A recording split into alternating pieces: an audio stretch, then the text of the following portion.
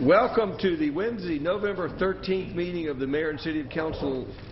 I'd like to invite the Daughters of the American Revolution to come forward and lead us in the pledge. If we'd all stand and face the flag.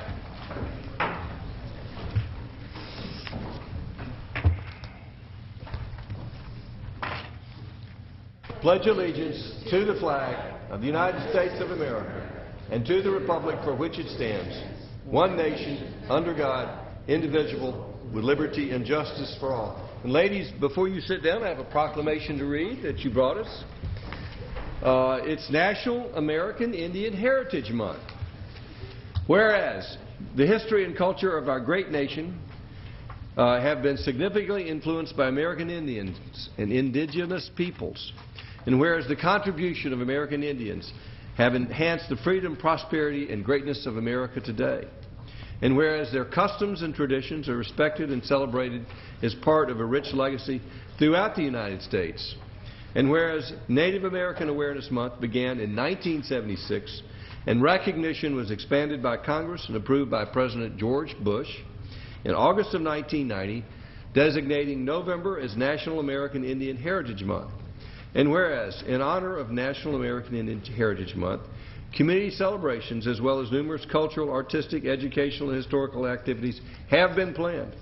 Now, therefore, I, Jerry Wood, Mayor of the City of Roswell, do hereby proclaim November 2013 as National American Indian Heritage Month in the City of Roswell and urge all of our citizens to observe this month with appropriate programs, ceremonies, and activities.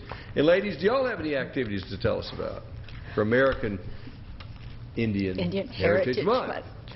Well, we do get... Introduce yourselves first. Oh, I'm sorry. Good evening, ladies and gentlemen. I'm Donna Owens. I'm Regent for the Martha Stewart Bullock Chapter. And this is Jill Webster, who's our American Indians Chairman for the committee.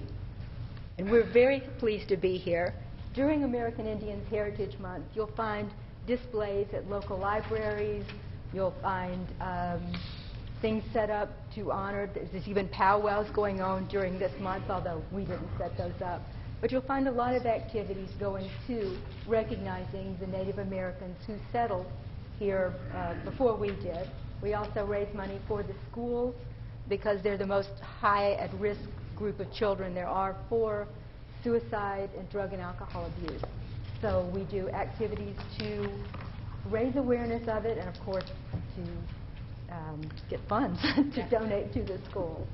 Thank you so much. I'd like to have a hand for the Daughters of the American Revolution. Thank you for coming tonight.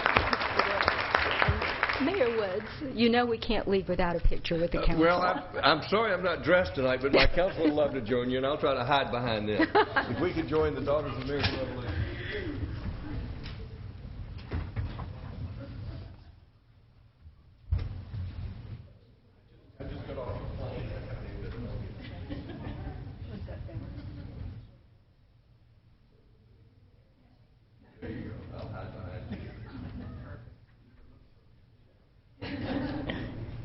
Okay. 1, 2, 3, and we'll take one more. Thank you. Thank you, Linda. Thank you so much. Thank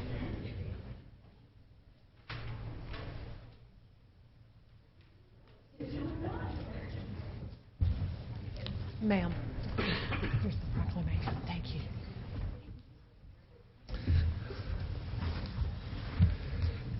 Do I have a motion to approve the consent agenda? Motion by Councilmember Wynn. Is there a second? Second by Councilmember Price. Does anyone in the audience have any questions or comments regarding the consent agenda? All in favor of the motion, raise their hands. Councilman Orleans, passes unanimously.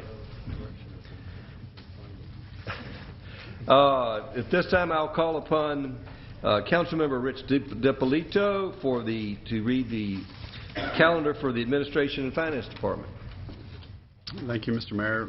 The first item is approval of an ordinance to amend the city charter related to the Roswell Municipal Court. This is the first reading. Mr. Fisher. Thank you, Councilmember DiPolito. This is an ordinance to clarify and clean up a little bit in the charter where we have some personnel listed in the charter.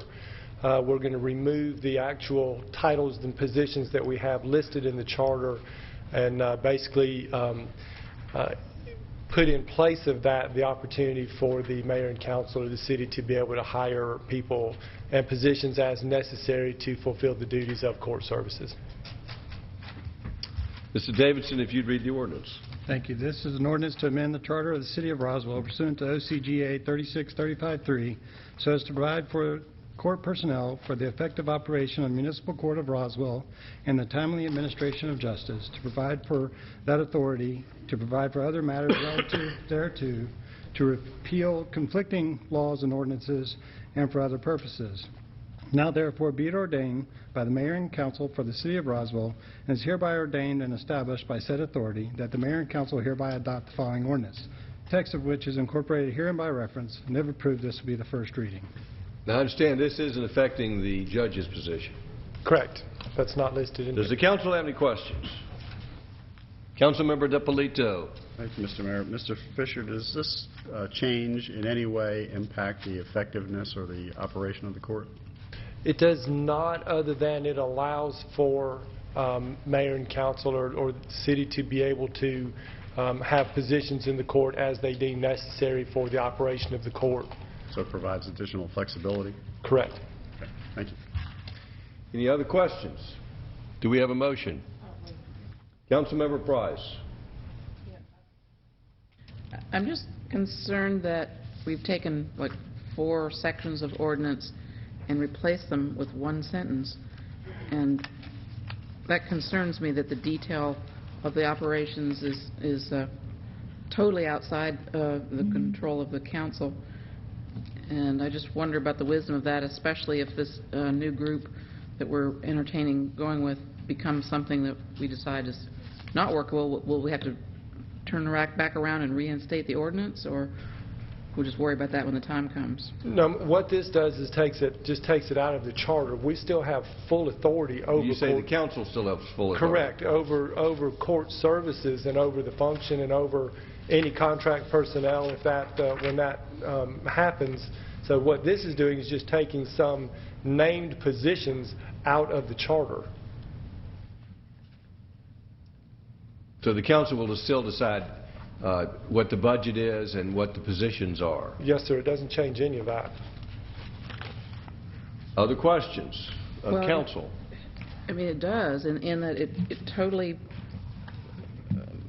potentially eliminates a number of positions, you know, clerk of court, solicitor, marshals, and I know that they will be utilized in another fashion, but I'm concerned that the job descriptions of those entities, you know, are not specified in our charter.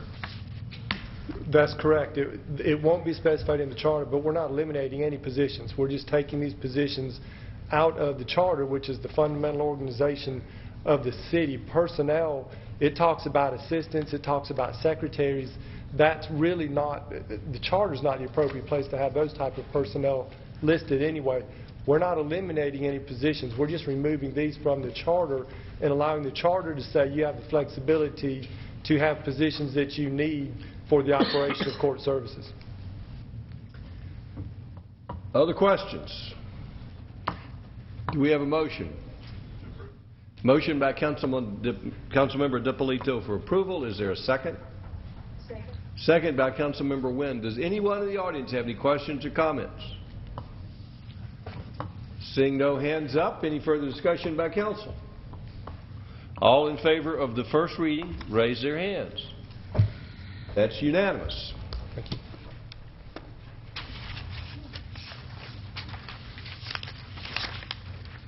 Next, we'll hear from Councilmember Nancy Diamond, Liaison to the Community Development Department. Thank you, sir. This first item is one in which I have a conflict, so I'm going to recuse myself again. Kay, will you read that and present that?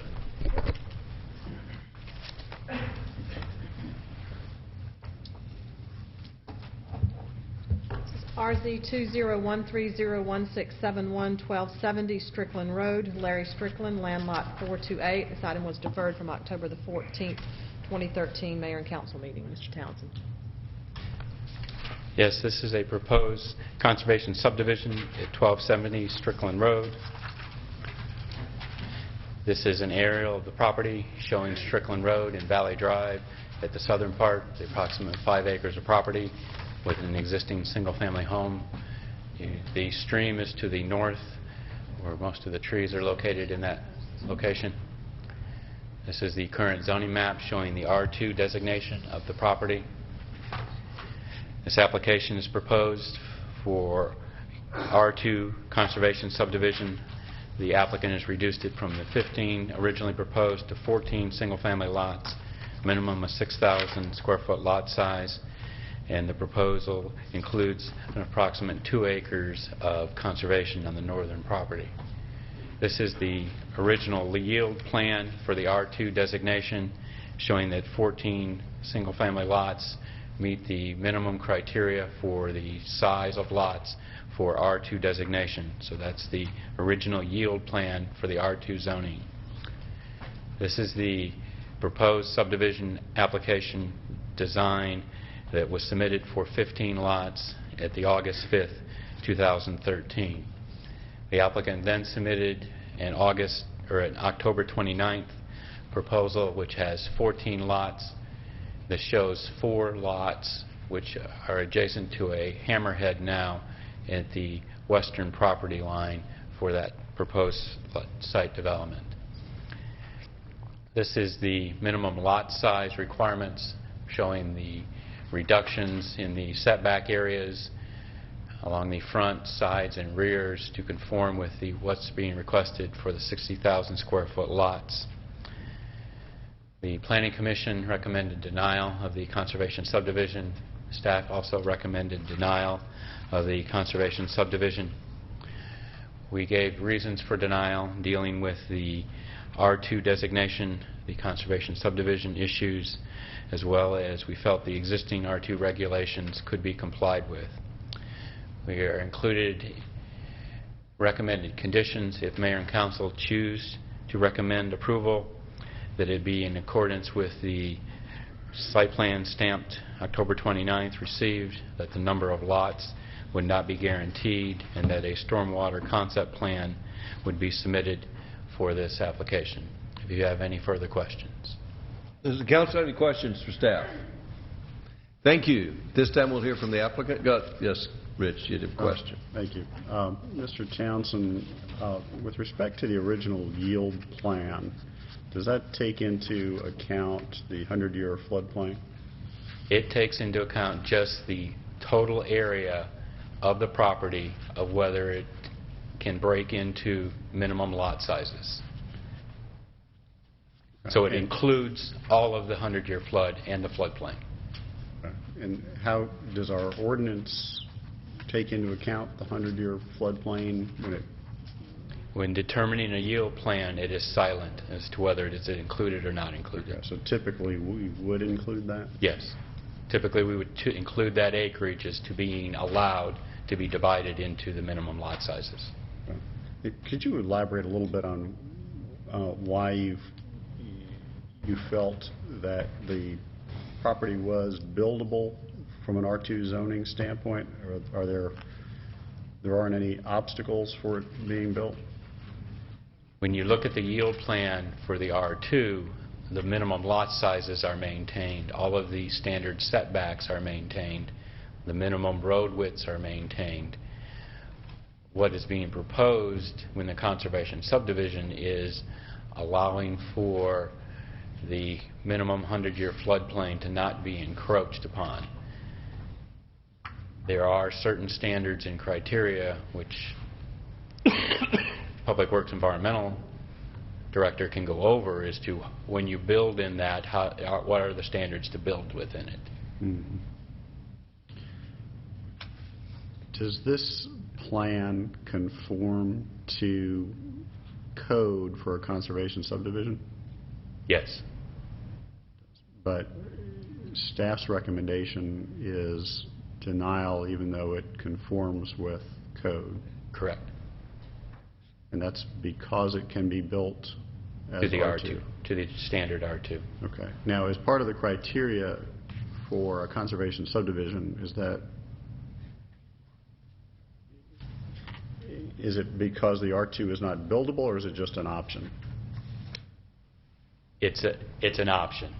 the conservation subdivision provides the opportunity to the developer to maintain the floodplain area in a conservation area while maintaining the number of lots that he's allowed to build, asking for smaller lot sizes, smaller setbacks. And in essence, what you're trading is he's not building as much road because he does not have to build it as long.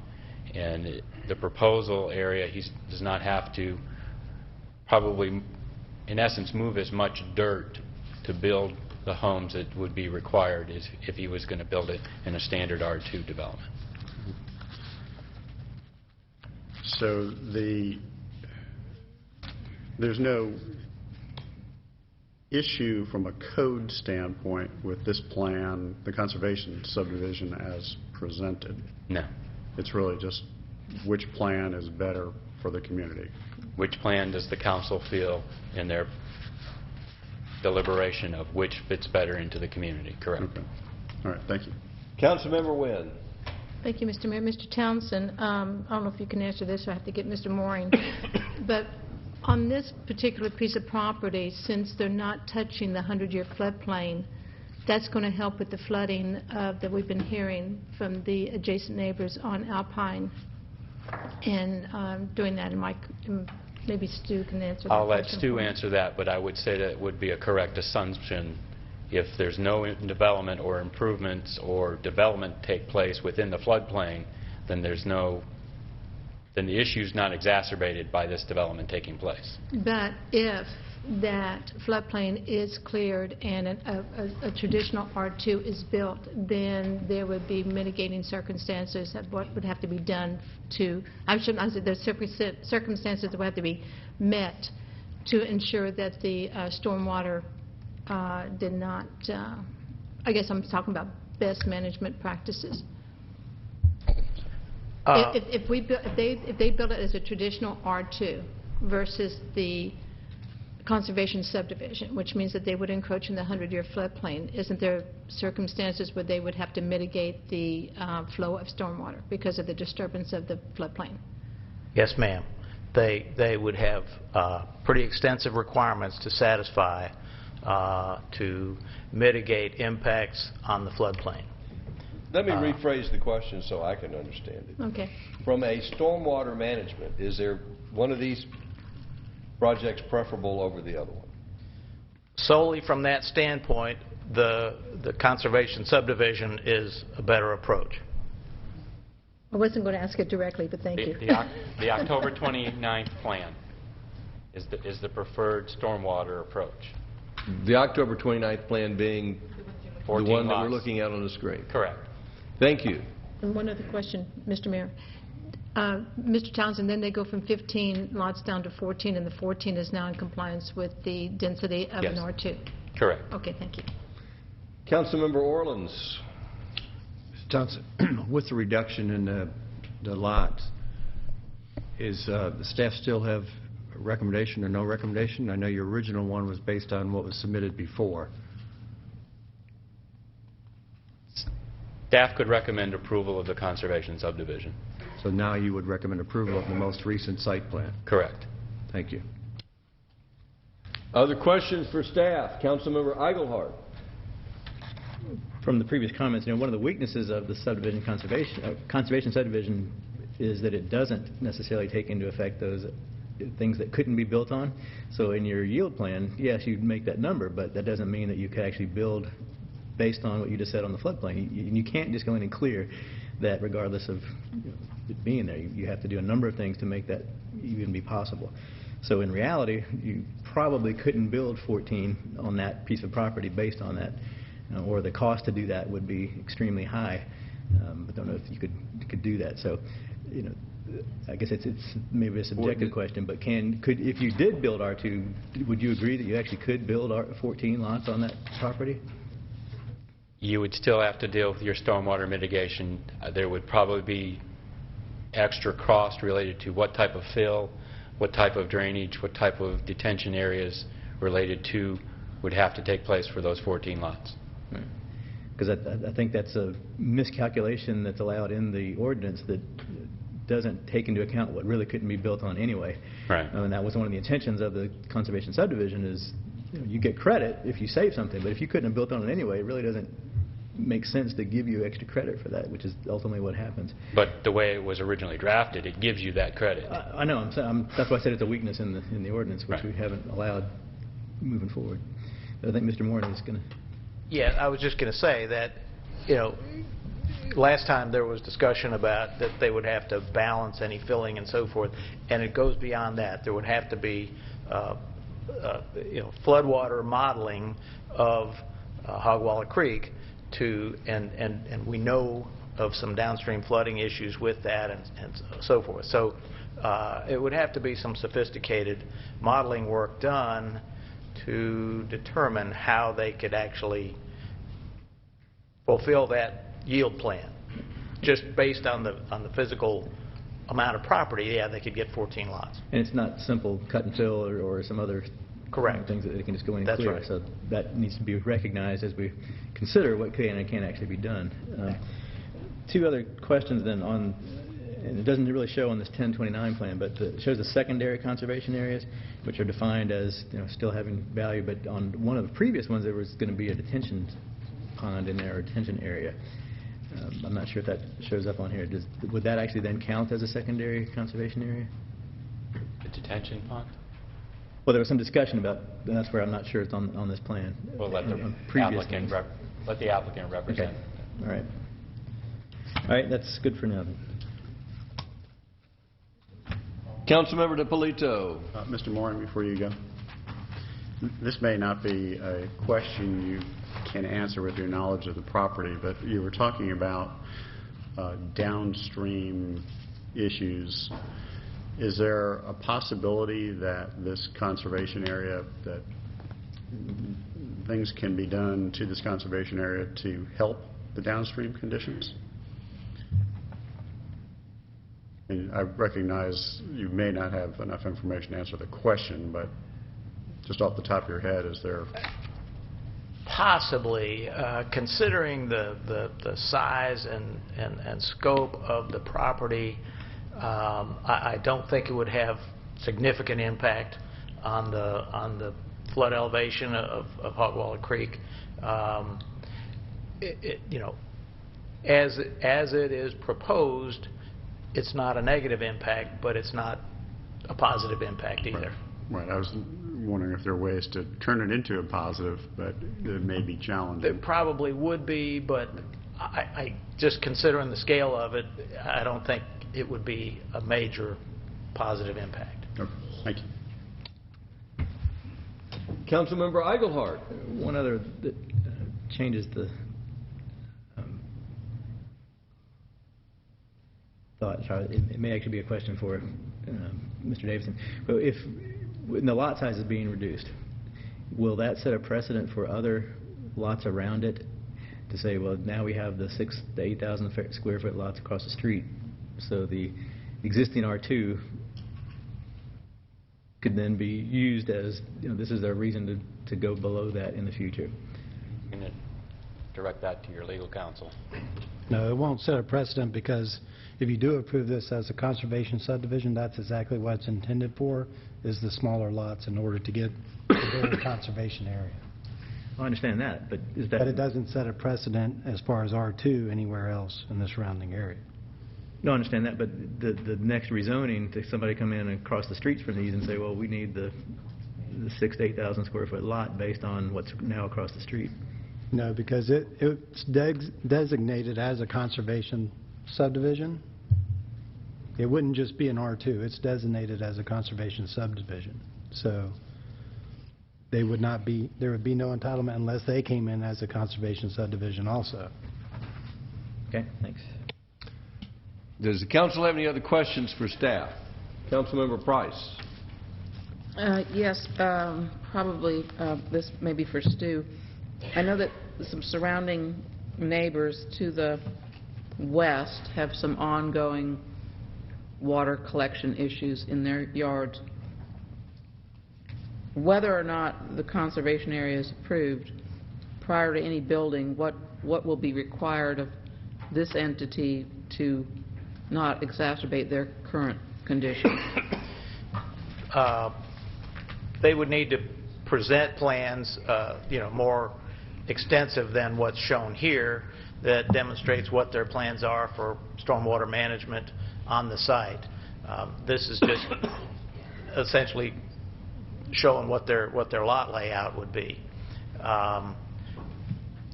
Based on this plan, it appears that it would not have any negative impact on flooding in the stream, but they would have to manage on-site stormwater, among other things.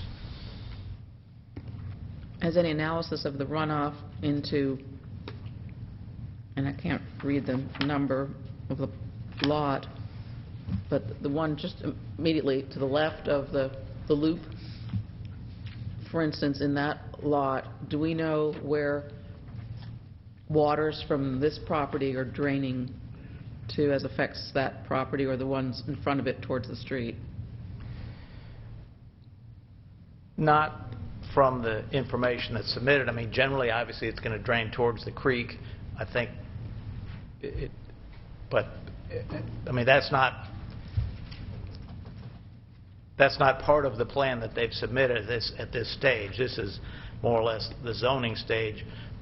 If this was approved, then they would need to develop full-scale construction plans and demonstrate how they were going to collect and distribute the drainage. So it's not conclusive at this point. So we should have every confidence that whatever's built in whatever configuration will not adversely affect those properties to the west as far as drainage, since they already have a problem?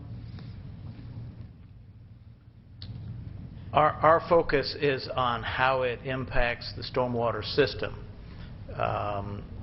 What takes place between properties is typically reviewed, and David Davidson could comment more on that, but typically that is not a part of our purview. Obviously, we don't want to approve a plan that is clearly going to create an issue for surrounding property. So there are regulations. That's really kind of my question, is how do we ensure that we aren't creating a problem somewhere with the development of this land where it's already very low-lying and neighbors are already having a problem? Yeah, and essentially that's the impact, that's the intent of the regulations that have been developed by the Metropolitan Water Management District for stormwater. Those rules are intended to avoid or mitigate any impact that a given development has on existing property. But as far as a specific issue, that's not necessarily, I mean, if it's something that we can discern, but, and I think probably David may be better to comment on that. Well, I think what you're asking, they can only do what they can do on their site, and we can only regulate what's going on their site. So if there's a problem out there now, we can't make them fix something that their site can't really control. We just make sure that anything that can be done will be done on that site, and that's what the engineering analysis will do. But we can't make them go upstream off their property or downstream to fix things that aren't even on their property. No, I'm just asking about the pattern of the stormwater runoff currently, and after this is developed in whatever configuration, are there assurances that those properties to the west will be not adversely affected? Well, we have post-development. The post-development stormwater regulations regulate the activity and the impact of it on, so that the rate of runoff from a piece of property is no more after development than it was prior to development, that the water quality impact is mitigated by appropriate storage or other techniques, and that the flow rates and such are not increased to the point of jeopardizing channels and so forth. So the answer is yes, there are assurances. Okay, my next question then is, if this conservation arrangement is not approved and it were developed the entire property, what would be required for the buildup of the land adjacent to the stream? By the same token, would that be presumed not to adversely affect those properties upstream? They would have to meet the same criteria, the same regulations under either development plan. And not to put you on the spot, but to bring that land on the upper portion of the site plan up to buildable condition, what would that approximately cost to get the whatever was required, studies and actual implementation and review? I don't have a sense for that at all. I mean, does anybody have an idea? Is this like 100,000, 500,000, 10,000? For the design work or for the construction? Just the whole thing, to get that up to buildable. In other words, is it cost effective for that to happen, for them to actually build on that land 4 or 5 houses? That's something that I mean, the property owner has to determine. But, we're up here trying to figure out, is this a conservation easement of convenience, or is this a conservation easement that will be a hardship, in a sense, that they're giving it up, or are they giving up something that's not worth anything?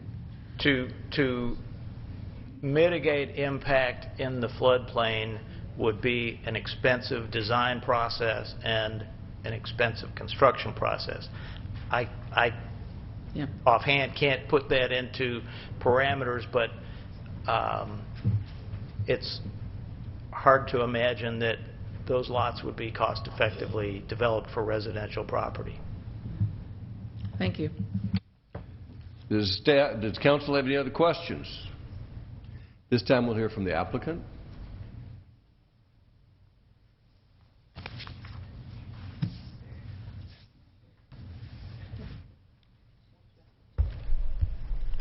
Good evening, council members. Shane Roach with Brightwater Homes, and we've met here once or twice before. Thank you, first of all, to staff and everyone through the discussion that was just had. In the interest of not rehashing some of those things, I think I might jump right to some of the questions that have been proposed. I want to start by pointing out that there are a number of reasons for a conservation subdivision. Among those, and some of those that we've tried to point out along the way, minimizing the environmental and visual impacts of new development on critical resources and providing for undivided or relatively undivided open spaces within the new development, creating more attractive and pleasing living environment than possible with conventional house lot and street development, fostering informal social interaction among neighbors within the community, reducing the demand on public expenditures. This in particular talks about open space and parkland, built-in compact patterns that reduce capital costs by requiring less linear front footage for streets, meet the design requirements and guidelines for protection of the conservation area, and then ultimately are permitted by right, so that conservation subdivisions are no more difficult to gain approval than others. So with those things listed, the features that we see as a part of this conservation subdivision as really beneficial to the site, to the neighbors, and to ultimately our residents that we see moving in here, we believe that this open space that's being proposed is a really important part of community design. And I know that you all have had some level of conversation in this regard, in the way that you've looked at much of what's being discussed for UDC, among other things, different progressive developments along the way, where they've taken open space and making that an important part of the community experience. This is a very important part of what we've been proposing all along for this site. For those of you who have physically been on this site, it's a very natural progression to see the way the site lays today, to understand that at the northern part of the property, heavily wooded, lots of native species, lots of native plants. A portion of this is flood zone. And there's a natural area that can be preserved through this conservation approach. We've looked at this multiple different ways. We've talked to neighbors. We've understood what the concerns are. And the concerns that come along are largely related to flooding. You've heard from the folks on Alpine Drive. I've spoken with some of those folks in person about what flooding has occurred in the past few years for them.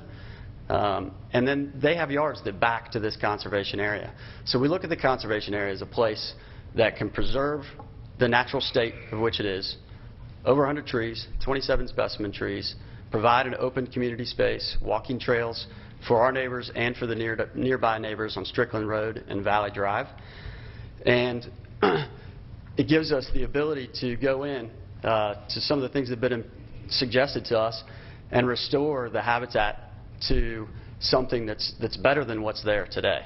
So the floodplain area, the conservation area that we're looking at today, a number of native species that are in there working to thrive, a lot of cool things that have gone in, plants, sunflowers, fern species, hardwoods, all those things that we'll be able to protect through the conservation approach. Not only that, but going in there with a walking trail, making this a feature of the neighborhood is a really important element of what we're trying to accomplish with the conservation subdivision. Moreover, in the typical R2, there is no ability for this open space. There's no ability for us to maximize the use of the land and provide open space. We will have to develop every portion that we can. There's been some discussion about floodplain and whether or not we would try to make the whole thing buildable. We would never try to make the whole thing buildable. However, with the floodplain that exists today, in a typical R2, we would have homes right up at the edge of the floodplain. And we would be in the floodplain creating yard spaces, creating areas that our residents would expect if those were a part of their homes and their home sites. So backing all that up, we come to this site, we see the natural lay of the land and an opportunity to preserve this conservation area as a feature for the residents. I want to add that neighbors across the street and nearby on Valley Drive, we've met with them a number of times. Some of the things that we have made in concessions from the previous plan are the number of lots. So we go from the 14 lot yield plan at R2. We have remained at the 14 lots with the R2 conservation site plan. We have offered to remove the connection to Valley Drive from our previous plan. This was in a sensitivity to the neighbors that are across the street on Valley Drive, and we're concerned about traffic and cars and headlights and things of that nature that might have been introduced by that connection. We've also revised slightly setbacks to 20 feet for front setbacks on this site, which allows us 33 feet from the curb. And the reason that's important is because we've had people ask about cars and parking and where do your visitors stay. These homes will have driveways that are sufficient for visitor parking, that are sufficient for cars to be parked, and neighbors to still walk through the sidewalks in the city streets. I had a whole host of things prepared to say, and you guys have answered a lot of those questions through your conversation, so I appreciate that greatly. I'd ask if there are any questions that I haven't responded to or information that I can share about what our intent is here. Does the council have any questions? Councilmember DiPolito. Thank you, Mr. Mayor. Mr. Roach, can you talk a little bit about the architecture? Do you have any visuals of what the houses would look like? I can. I will show you a couple of images that come to mind for us. I'm going to start by saying we don't have individual specific homes designed for this site yet. We're working through getting the site plan that will be our final before we work with that. So your company doesn't have stock plans, you work per... We do. So what I'd like to show you are a couple of homes that we're building in Park East, which may or may not have had a chance to visit. We've invited neighbors and residents to do that. This is an example of a home in Park East today that would have a similar massing as what we would do on the Strickland Road site. You can see this home is 2-story, front porch. The difference between this home and what you would see in Strickland is this secondary portion of the house would be the garage. In this particular house, we have a garage in the rear, so I want to be very clear about what I'm showing you. And how far back from the face of the house would the garage be set? So in any condition, we will have our garages set behind front porch architecture. So in the conversations that we've had in the past, we would be 8 to 10 feet from front of house, the front step into a porch condition before we get to garage. Main massing of the house will be similar. So main massing of the house and the garage, slight offset, if any, but we generally are putting a couple of feet offset there. But then when you add the depth of the porch, you get another 6 to 8 to 10 feet depth of porch, such that the garage sits back even further from the buildable area of the lot. Does that answer your question? It does, and the reason I'm asking it is one of the things we're starting to ask builders to do is make sure the garage is set back. We typically like to see 5 feet, and a lot of that is because you never know if there's going to be an actual porch there or not. Right. If there is a porch, then obviously that makes even 2 feet seem a lot deeper than that. Right. But we like to have some sort of relief there so it doesn't feel like the garage is right up on top of the front of the house. I think we'd be very comfortable with some distance specified from the setback because we will use that area for porches. But as it relates to the plane of the house, 5, 6, 8 feet will be more than we can accomplish on the site as it exists today from the plane of the house. Not from the porch, but from the plane of the house. So you're saying 5 feet would be too much? 5 feet from the main plane of the house would be. From the setback, 5 feet will be easily accomplished. Well, it's going to have to be a lot more than that because you're saying you're going to have room for a car, so it's got to be at least 20 feet. I'm sorry, what is the setback from the building? Setback is 20 feet from the right-of-way. Okay, so 20 feet, so we'll be 33 feet from the curb, 20 feet to the build line, porch depth, and then house and garage. Okay, so you would have 25 feet is what you're saying, which would be sufficient for a car. From property line, yes, sir. All right, so this gives a sense of the type of house that you'd be expecting to build there. It does. Do you have other examples? Yeah, I have an example, not of our homes, but of another subdivision that you may be familiar with, Vickery in Forsyth County. Forgive me, that's not showing up very well, but in this condition, you see houses that are even closer. These are smaller setbacks than what we've proposed today, but this can give an example of proximity of homes to one another, as well as an even narrower condition at the front of the street. You can see cars parked here. You can see the depth of this garage, perhaps, and if not, I can pass this around, a little dark to see from our screen. But that there is sufficient room for parking. There is sufficient room for that garage to feel set back from the front of the home. And porch architecture will be our method for doing that. Wouldn't it benefit you to bring the plane of the house closer to the street while maintaining the garage setback? So you have enough room for a car, but you bring that plane closer. I would think you'd have more buildable area on your lot and smaller front yard. Yes, if I understand your question, we will push all the way to the front of the building setback with porch architecture, and then behind that will be main house massing and garage. Okay. All right. Thank you. Yes. Other questions for the applicant? Councilmember Eichelhardt. Thank you. Looking at, if you did develop this as a standard R2, not with the conservation, are you saying that you actually could build houses in that top right corner that are both within the floodplain and in the impervious setbacks? Yeah. Can you flip back to that yield plan, perhaps? Sorry. So, important to point out that while lots and lot lines will still be in floodplain area, it would never be as if we're trying to make the entire site buildable. We would only need the buildable area up at the front of these lots where the home can be. The remainder of that rear area would be yard, can remain floodplain elevation, all of those things. Now, the discussion that's being had is it'll take some work. You know, it will take very careful planning for us to do this in an R2 configuration with the floodplain. There's no doubt about it.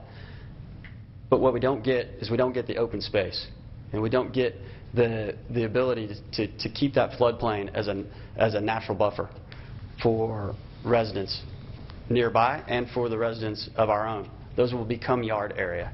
They will, by necessity, they will need to be cleared in a much greater fashion than they would in our conservation approach. All right, I guess we disagree on what you could do and what is actually affordable to be able to do. Then moving to the conservation plan, you've got on the other existing 29th plan. Have we said, or I know there's been conversation, but who was going to own the conservation area? Would it HOA. Okay. Yes, sir. And then on the plan itself, are all these homes fronting the new road? Yes. So particularly 1 through 5, their backs would be to Valley? They are, and important for me to say that we're going to be extremely sensitive to the architecture at Valley Drive in terms of making that pretty, you know, aesthetically pleasing for the neighbors, of course, but also for us. You know, we can't come in and build homes, or it's been our experience, you come in and build homes and the first thing people see are the ugly backs of a home. It's not appealing. It's not a saleable product. So yes, we will ultimately have the homes feel as if they're facing the internal street, but the architecture on both sides critical for us as well as the neighbors. Okay, thank you. Any other questions for the applicant? Councilmember Price. In terms of, and I know you're not asking for a variance or anything, but in terms of the surrounding houses, lot size, density, what have you, is this conform with that, or is this different? I'm sorry, does this conform with the houses next door? To properties the north, next door? Well, obviously to the east is business, but to the north, west, and south. Yeah, so to the west you have R2. To the north, across the creek, ultimately, you have R1. And to the south, you have R2. And then, of course, you can see we're adjacent to commercial and industrial. And I have some really lovely pictures of what that is, just to share what the challenges for the site will be for us in terms of you know, overcoming some objections. But yes. So I guess my question also is, without with the conservation easement, or say you took off the upper third of the property, like where what would be the conservation, if that went away, weren't part of the property, according to current R2, would you be able to build at that setback and lot size without the conservation easement? R2, could we build R2 in the lower? Maybe Brad needs to answer that, because I thought, based on what was said at previous meetings, I'm getting a different answer tonight, or I'm sensing a different answer.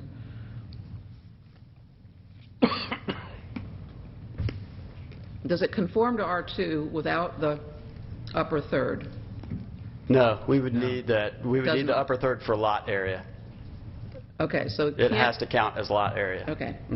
So then really the density of what the surrounding neighbors will see really is not what a normal R2 would be.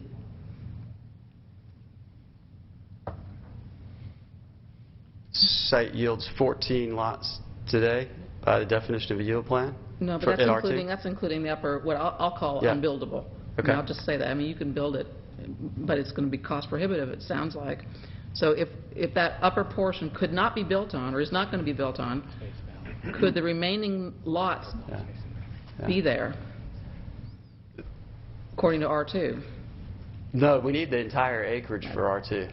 And my business partner just pointed out that the number of homes along Valley Drive today, as you can see, there are 4 lots facing Valley Drive. On the south side of Valley Drive, I think you can probably visually anticipate that 4th lot could be split pretty easily into 2 more lots. So as you look at R2 in existence today on Valley Drive, there is space for 5 homes to face Valley Drive. We're proposing 6. So as it relates to what the street might look like in relation to the neighbors, we're only proposing, in that particular instance, 1 more home along Valley Drive than would be available by R2.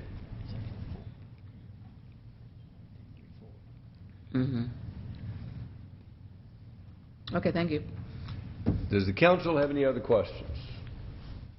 Councilmember DePolito. Thank you, Mr. Mayor. I think it's the residents are concerned about property values and how this might impact them. And I think for their knowledge, do you have a sense of what price point you're looking to build these? It looks like from the architecture that's significant. It is. So we have all along maintained that we think this will be a mid-400s price point, low to mid-400s, which is relative to surrounding property values significantly higher. And I would share that our experience has been that as those transitions occur, the rising tide floats many boats. So we certainly see that bringing new homes in here at a higher value over time should prove to be beneficial to neighbors. But we are proposing a $400,000 price point. So even though the lots are half the size, you think you can yield a very good product on that? I do, and one of the most important reasons I can state is conservation area, is open space, is the feel that you get from a neighborhood like a Vickery or a Woodstock downtown, where they've preserved open spaces and made them an important part of that development. Values increase fairly dramatically. Okay, thank you. Any other questions? Thank you, sir. You'll have an opportunity for rebuttal after we have public comment. Thank you. This time, if you'd like to speak, either for or against, or have any questions on this project, we'll hear from you. We have a 5-minute time limit. Come forward if you'll give us your name and address, please.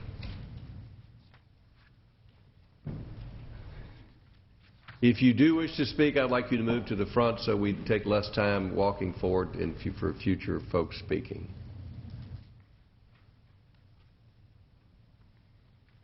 Hi, I'm Beth Clark, and I'm one of the neighbors that Mr. Roach talked about that lives directly across the street from the project. And I have talked with him a good bit, and of course, our ideal situation would be to leave that an open field from now on, but I know it's not going to happen. So I think the project that he's putting in there, I don't object to it. I think we could have something worse than another residential area go in there. So the residential area is okay. And he also asked me what we would do if he had the conservational area there. My husband and I do walk all the time, and if the conservation area is approved, we would probably use it, and I think some of the other neighbors would too. And my main concern is the traffic, is the congestion, trying to get back out into Highway 9, because we do have problems now, and hopefully someday we can get a street light or traffic light out in that area. So we don't oppose the situation and do approve more of the conservation. Thank you. Who'd like to speak next? Yes, sir. Come forward. Give us your name and address, please. Yes, sir. My name is Lars Lind. I live at 205 Alpine, adjacent to this proposed development. Thank you, Mr. Mayor, for the time to talk, and council members, thank you. I have a few words that I've thought about here.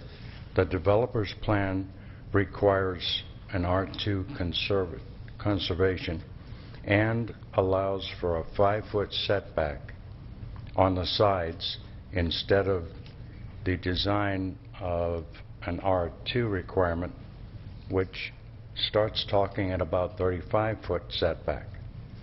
5 foot allows me to watch my neighbor make coffee in his kitchen.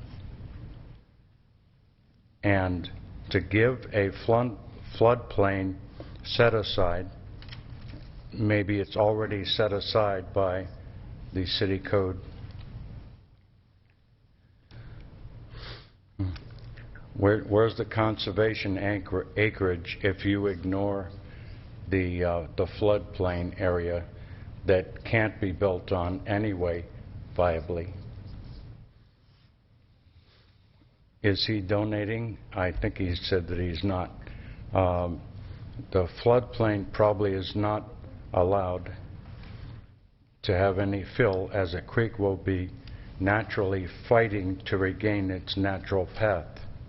So again, filling that, as was brought up, might not be a viable option.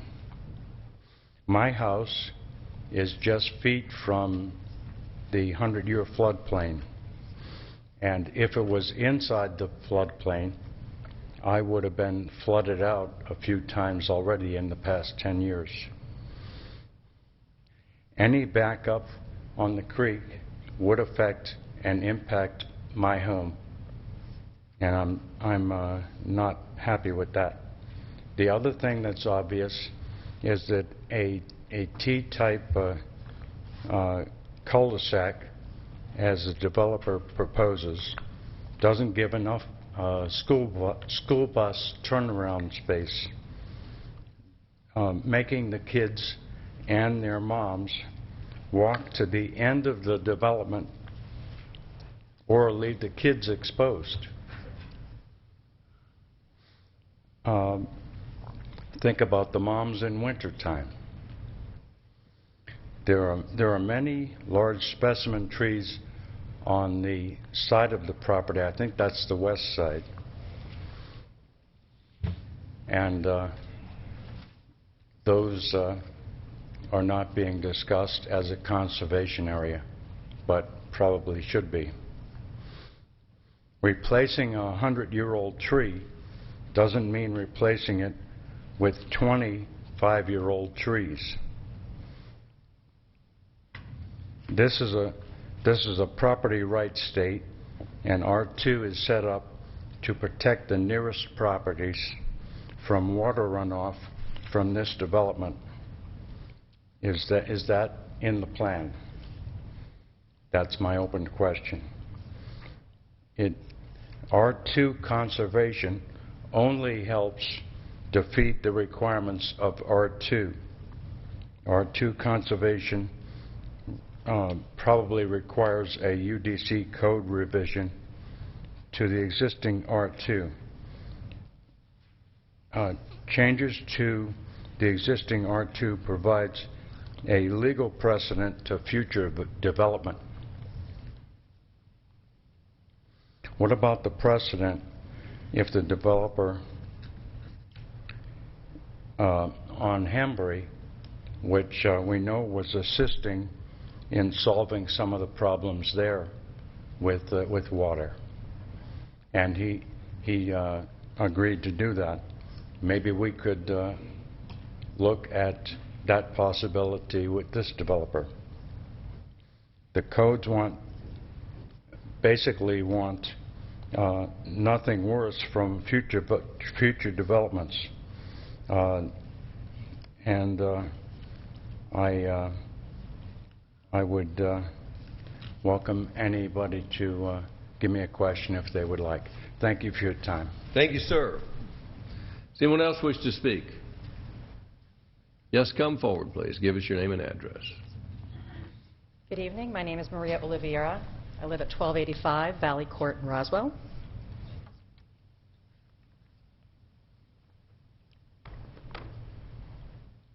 Well, I've been to pretty much most of the council meetings and meetings beforehand. I'd like to point out a few things. I did meet up with the water engineer today. I think the name is, let's see, I met with Danielle Alloway as well as with Stu Morning. Try to get a little more insight on the water issue that's concerning on my property. If we can please show the, can I have this area working, please?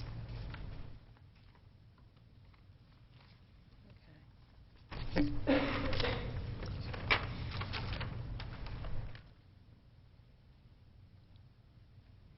I know when the applicant shows an R2, it's an R2 based off of 5 acres, and it's a clean piece of paper.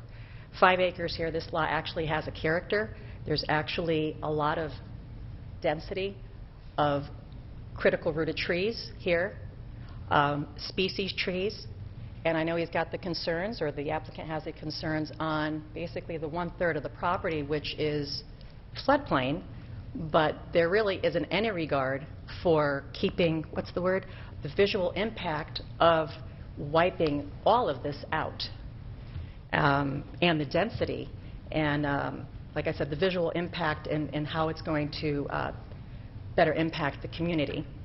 So I have a question on how would that impact the community if your plan is to remove all of these trees, and also its critical root structure, which prevents increased soil erosion. If you notice these 2 points that are in blue, those are the catch basins. What's happening, there is water that, of course, water flows downstream, and it flows downhill. There is substantial grading onto the property, and it goes down. When it goes down, the neighboring properties, things settle down to the bottom. That being said, my backyard is looking like this. This is not what it looked like when I purchased my property 15 years ago. And it's basically happening now at more rainstorms. So it's not very appealing. So I don't see how that could be a property value, an added property value to prospective buyers in the future. So one of my other questions would be to the applicant is, or actually to the council, since there's water coming in from within the property line, who is, and it's damaging my property, who is responsible for fixing it today? When will it get fixed?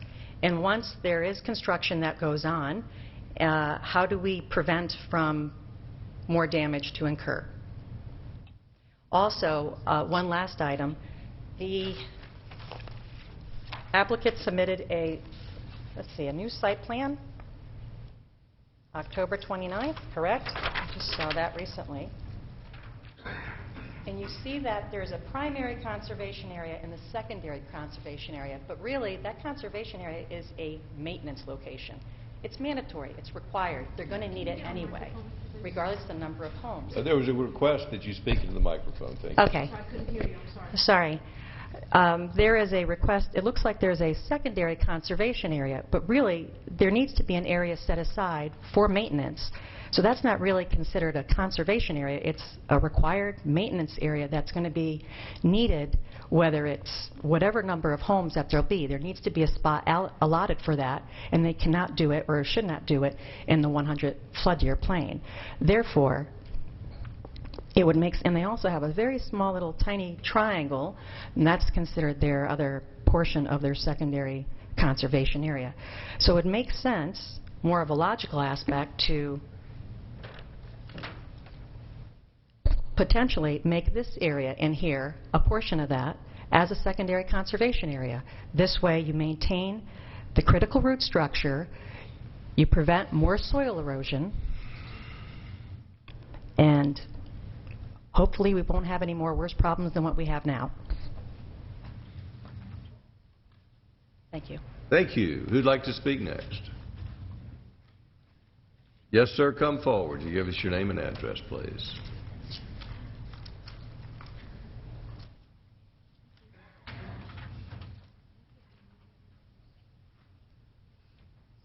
Thank you, Mayor, Council, and staff people.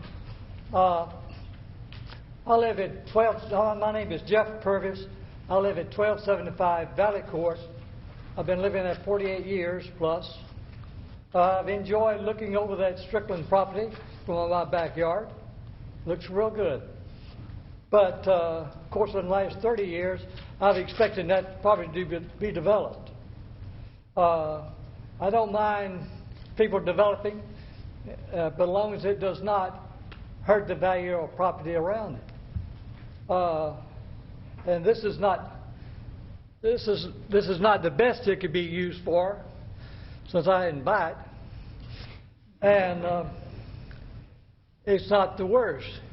It could be like the Rusty Bucket up there on Strickland, or it could be like the city dump down at 1280 Valley Court that we have. I'm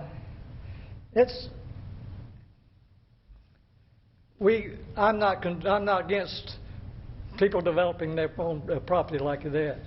So this is about the third time they've been here, and it looks like it's a little bit better than what they have had. Thank you very much. Thank you, sir. Does anyone else wish to speak? Yes, sir. Come forward. Give us your name and address, please.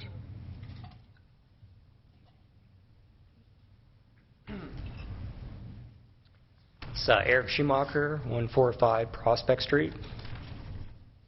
I'd just like to ask if the council has read my opposition letter. Should have arrived in the packet.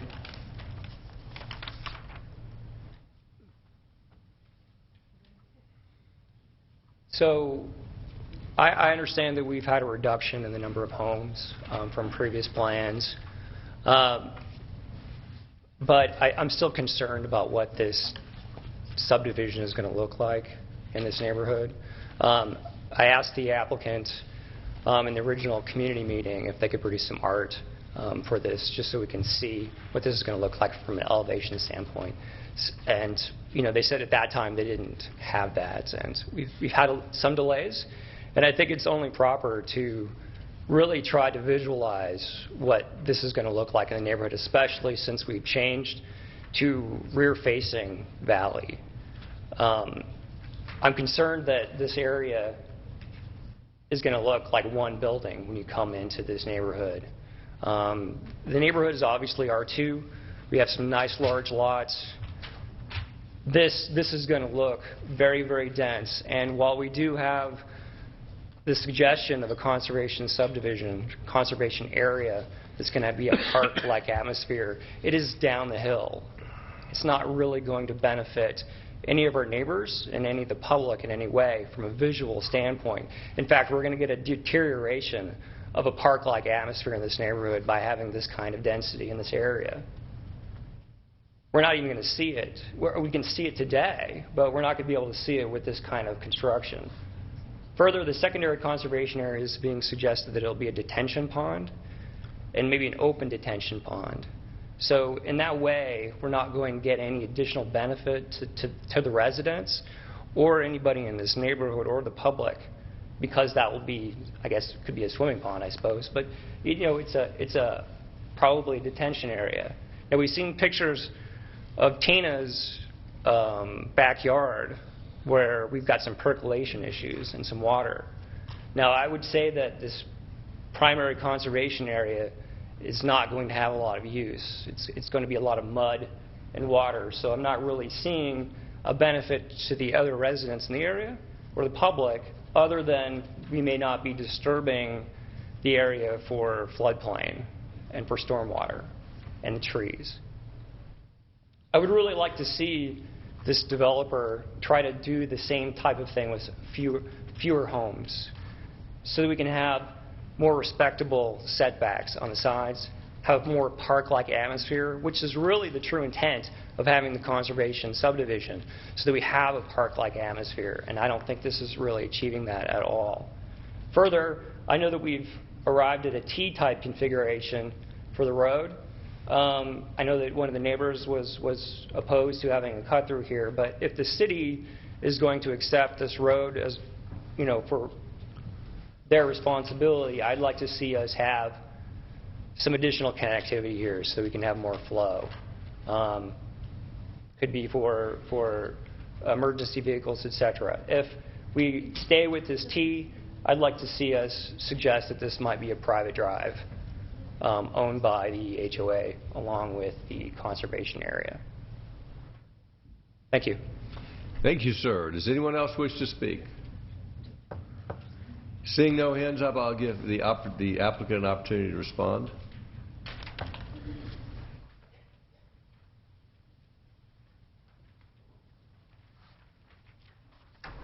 Thank you. I'll just reiterate, we firmly believe that this conservation area is going to be a nice open space available for our residents. We've seen it in many other places. It proves to be a valuable asset to nearby neighbors, community, a pleasant experience. It's something that can't be accomplished through the typical R2 site plan. I think that's all I would add. Just a question regarding the accessibility of this conservation area. Is there anything in the zoning which requires us to be open to the public?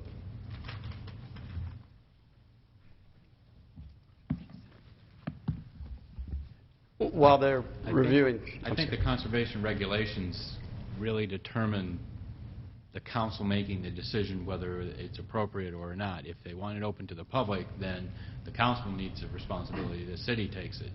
If they want it to be private, it remains to the HOA, to their cost and expense on their tax bill.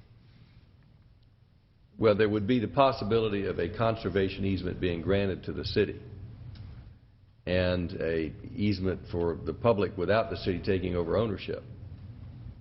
So that is a possibility. So you're indicating that the public or the conservation area should have a public access to it. Well, the applicant has told me that this is going to be open and accessible to the neighborhood. I don't envision folks traveling from Martin's Landing to this neighborhood to walk in this neighborhood, but I can imagine the adjacent neighborhoods walking it. But I was wondering, other than the statement tonight, is there something in the plans that assure that this conservation easement becomes accessible to the neighborhood? There is current public road of Strickland that would connect to it, as well as the proposed road is public, which connects to the conservation area.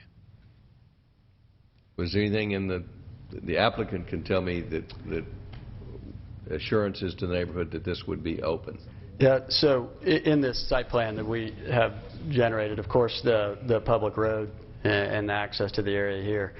We've also made an important connection for us, and to respond to your question, that the sidewalk would connect to this walking area. We've shown a connection in two locations, here at the northeast corner of the property and here at the south side of the property, such that we would connect public sidewalk with public sidewalk all the way to conservation area in two locations connecting to the proposed walking trail in the area. Well, are the homeowners association covenants going to address this? It sounds like they will need to. Yes. I don't know if you'll need to or not, but I'm just saying that if you're representing that this is going to be accessible to the neighborhood, it would give me more assurances if I was voting, and I will not be because it's a 3. It will not be a tie. Yes. But that would be a factor. Yes, sir. We would make sure that the HOA covenants protect the accessibility of this area to nearby neighbors. Does the council have any questions for the applicant? Council Member DiPolito. Thank you, Mr. Mayor. A couple of questions that were raised. I believe Mr. Oliveira had asked about stormwater and the potential impact to her property, which is already being significantly impacted. What assurances do you have that your design will not negatively impact her property next door, and how do you foresee that being protected? Yeah. I won't pretend to know what's putting the water there today, other than to point out that her property in this area, as you can see, floodplain line. So the area of pictures that have been shown over and over again are indeed floodplain on her property. So at this point in time, I can only assume that that's showing water in the way that the floodplain is behaving in that area.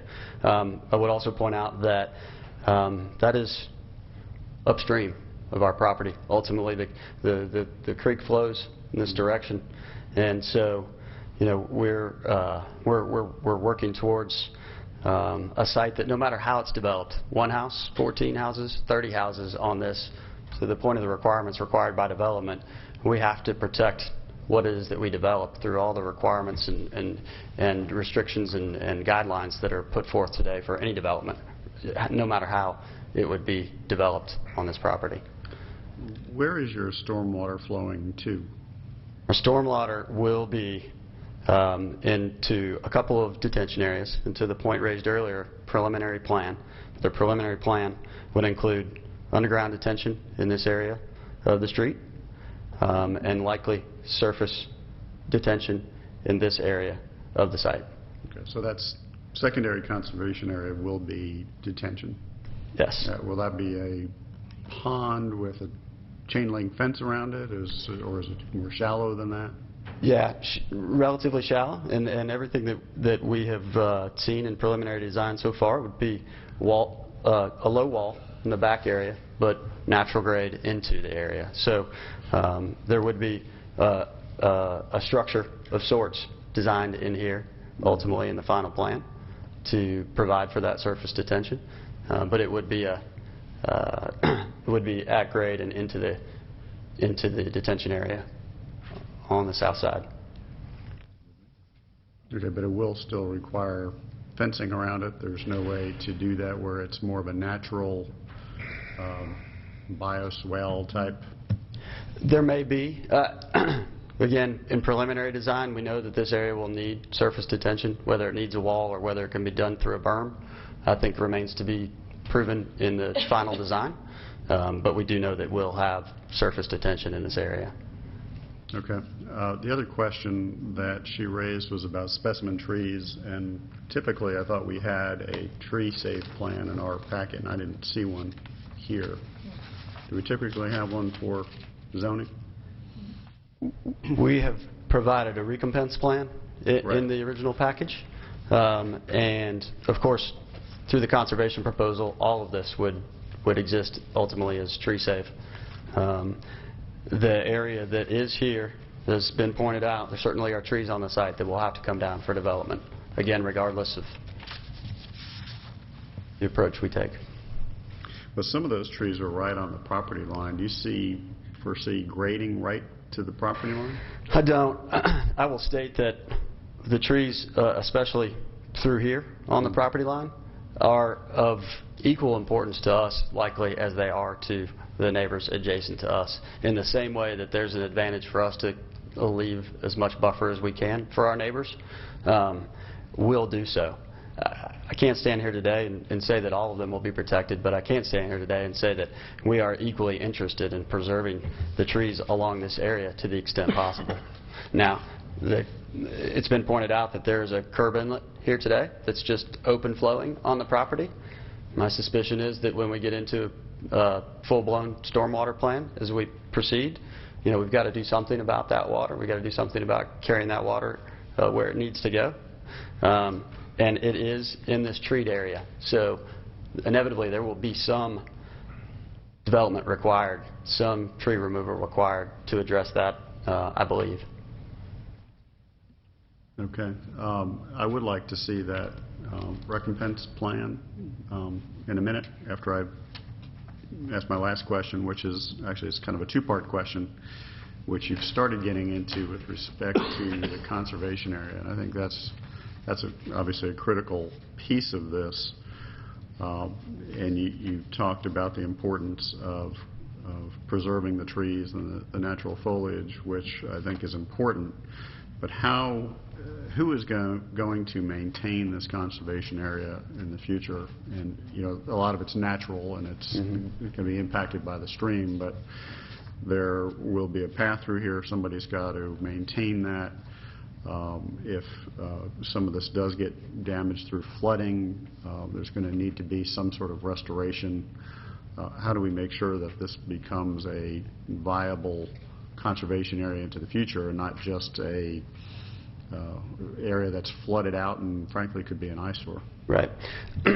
So the area today is very pretty. You know, I've walked it many times. It's a nice natural area. There are going to be moments when it floods. Likely, it's a floodplain area. The trail that we've proposed would be a bark mulch trail.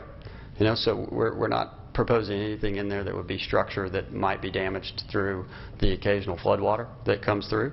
But as it exists today, good soil, good plant growth, healthy native species in there, heavily overgrown with invasive species.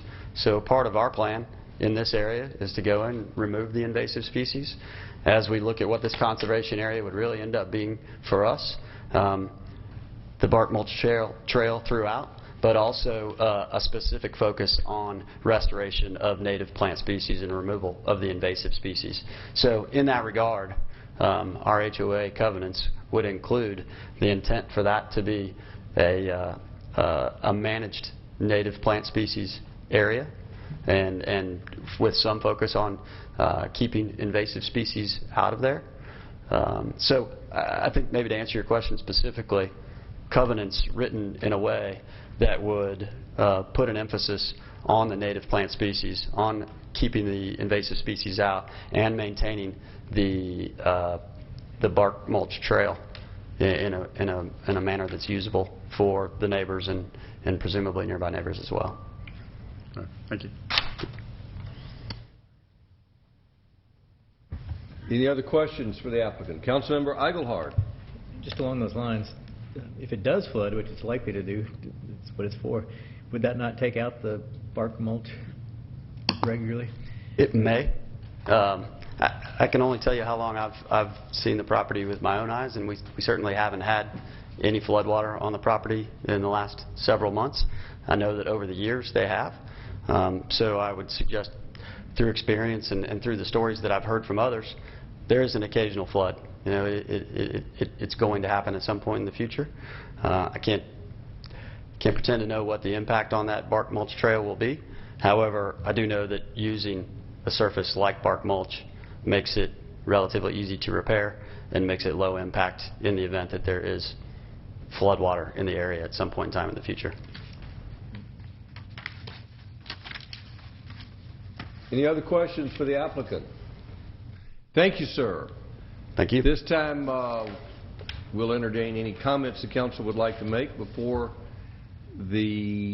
we have a motion. Councilmember DiPolito. Thank you, Mr. Mayor. I did have a question about that recompense plan. Do we have that? There was one originally submitted with the original plan that was not an amended one for this original, or for this application. So we have the original recompense plan that shows. Mr. Townsend, I think there's one. Oh, he has one. Okay. If I may.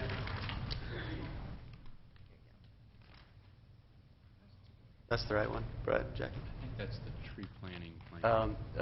The recompense. Okay, the recompense is on that side. In this chart. Right. Very small. Yeah. But recompense as it relates to tree plan and as it relates to trees that were for 15 lots and will be taken off. That's right, for 15 lots. So we've reduced to 14, but I expect the tree recompense to remain similar in the fact that we're still removing the same number of trees from the site as we would with 15 lots. And how many specimen trees are we removing? 14 will be removed from this area, 27 preserved in the conservation area. Okay, and I don't see the ones on the west property line? They are not shown in this plan. We would have to go back to another tree plan to show you. But we would ultimately be recompensing the trees that are removed from this area of the site, and a very few out in the middle of the site. Okay. So there probably are additional trees along that west property line that may be impacted? There will inevitably be some trees along this property line that will be impacted. Again, if for no other reason, for the purposes of the stormwater that's dumping out onto the site today from the curb inlet that will need to be picked up and addressed. Question for staff. When the plan comes in for recompense, if he is hopeful and optimistic to save several of those trees on the west property line, if those have to get removed as he gets out there and starts grading, what procedures do we have to make sure that we provide the proper number of trees if additional specimens come out? If I may, the plan as it's designed today assumes removal of those trees. Okay, so they're just not shown here, but it assumes. That's right. They're on we've got a few labeled here. Again, difficult for you to see, but what he's showing is the X through ones are being removed, which are the specimen trees in that area. Okay, I see them now. I'm sorry, I didn't see them earlier. And those are the ones the recompense complies with in replacing. Okay, got it. Thank you. Any other comments before we entertain the motion? I will comment. I do see, whether it's R2 or R2 conservation, that this will be not an improvement over a vacant lot, because I would much rather to be a vacant lot than a developed area. But it will be a good transitional area between C2 to the east and this neighborhood, and I think whether it's developed as R2 or R2 conservation, it will be a benefit to the neighborhood. There may be a little bit more traffic, but I think it will help stabilize this neighborhood. Although it's already a stable neighborhood, I think it will even become more so. It'll be buffered from future development and uncertainty of what's going to happen on this lot. And I know Eric Schumacher is a big proponent of neighborhood parks, so this would be an opportunity, if it's conservation, for a neighborhood park if it's developed the right way. Any further comment before we entertain a motion? Do we have anyone can make this motion, because Nancy Diamond is not here. Does someone wish to make a motion?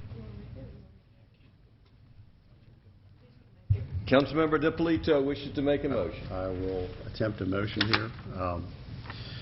And I just want to comment that I agree with the mayor. I think this is a good transitional use between the C3 and the R2. And I know there's some question about the conservation area and the floodplain and how buildable certain pieces of that are. And unfortunately, we don't have all the answers.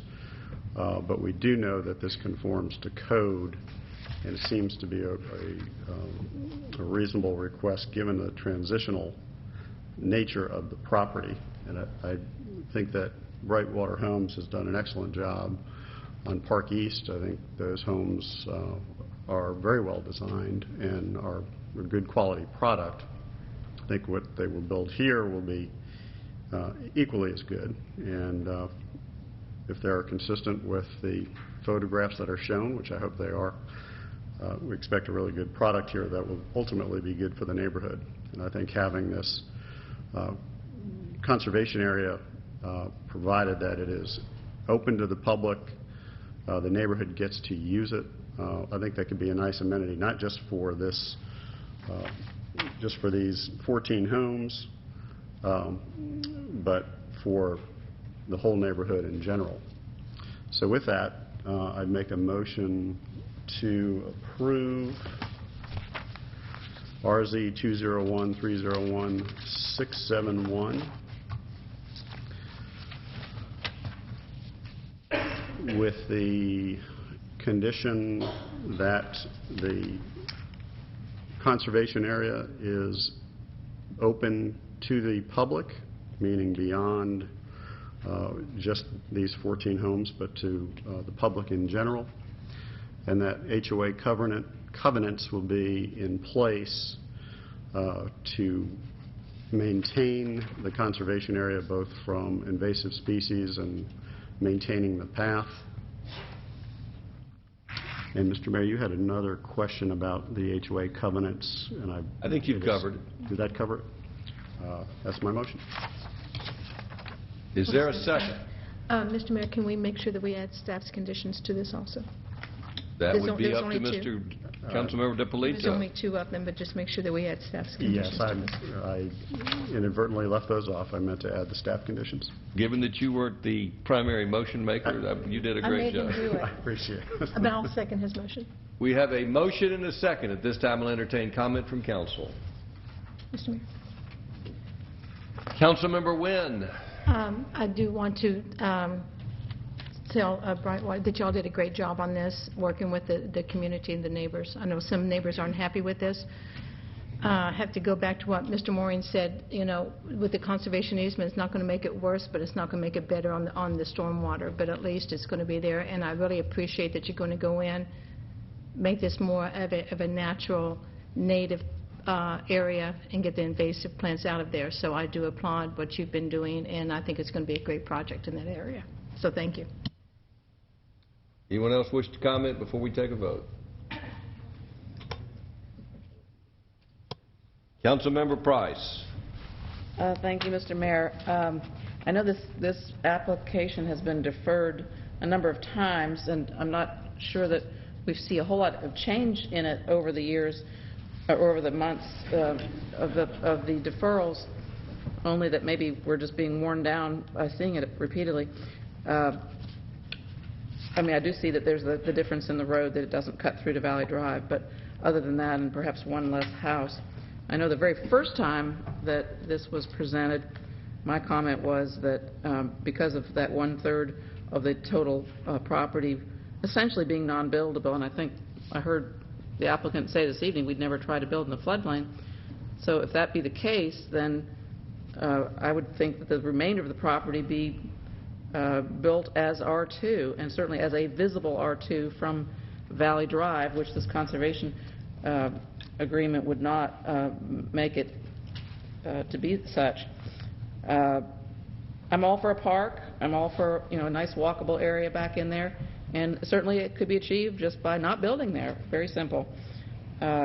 Also, I understand that the conservation, what are we calling this? Conservation easement subdivision. Conservation subdivision is not going to be in the new UDC, or it's not currently part of the new UDC. If that's the case, I guess, does that mean it's not been working out so well? So for those reasons, I'm not in favor of the site plan as presented, or moving ahead with this being a conservation subdivision. So I'm not for this. Does anyone else wish to comment? Councilmember Eichelhardt. See if I can try to make a different comment, but as I've said, I think a lot of that property is just not economically viably developable. So if you took the 14 at an R2, you're not going to actually be able to build that many to start with. So I think we are increasing what could be there. And you know, to say that a secondary conservation area is actually going to be a detention pond, I just think that goes against the intent of the ordinance, as well as most of this. You know, the intent was to try and save land that could otherwise be built on, and this does not really do that. A secondary conservation area really should be that whole west side where we do have numerous specimen trees, which I guarantee you, I'm sorry, and I hope you can save some, but when you put in your plan that you're going to take them all out, I think the hope that those might be saved is folly. And then I think we're also setting ourselves up, when it does flood and it takes out the bark, and you're going to have those 14 homeowners that are responsible for putting in a path back for other people around there to use, you're setting yourself up for numerous problems that we will hear about in the future, I guarantee you. So we are just, as with many things, over-densifying what would not be there otherwise for no real reason. Councilman Orleans, do you wish to comment? I think the developer has listened to some of the neighbors. He's changed his plans from originally we came in. I think it is looking better. Conservation easement does give us some open space, which is what we're trying to create in the city. The homeowner association will have to take care of it, as they do in other neighborhoods. And changing the street going out to Valley Drive, as some of the residents across the street were hoping to have done, with removing a lot, getting similar number of lots that can be built under R2. I think it's an improvement, and he's tried to listen to the neighbors, so I'm in favor of it. Any further discussion before we take a vote? All in favor of the motion, raise their hands. That's Councilmember DiPolito, Wynn, and Orleans. All opposed. That's Price and Eaglehart. Passes 3-2. We'll call the next agenda item, Ms. Love. Oh, Nancy Diamond is joining us. We'll leave for her to call the next agenda item.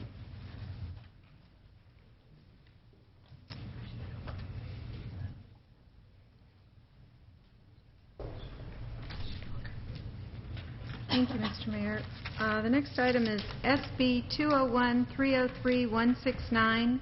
That's 650 Jones Road, Michael Statham, Land Lot 307. Mr. Townsend is here to tell us about it. Actually, I'm going to do the two items together because they're two lots right next to each other on Jones Road. They need separate votes and separate motions, but they really represent each other. It's 650 and 690 Jones Road. This is the existing homes on Jones Road.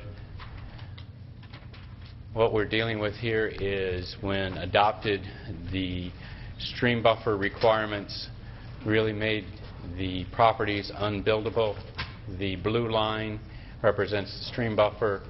The yellow area is the 100-foot undisturbed.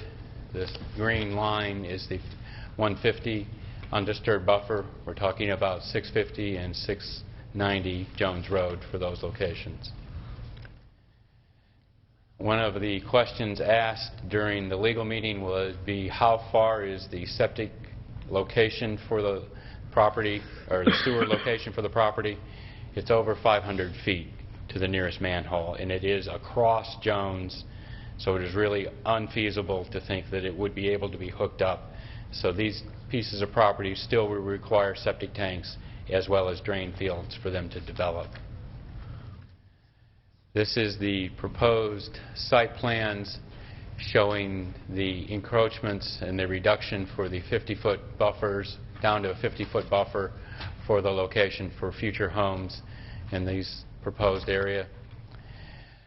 This gives you an understanding of if the buffers were reduced to the required or to the proposed 50-foot undisturbed and the 75-foot impervious setbacks, this is where they would go, and that's how would it allow for the future development for the homes to be removed and future homes to be constructed in the location.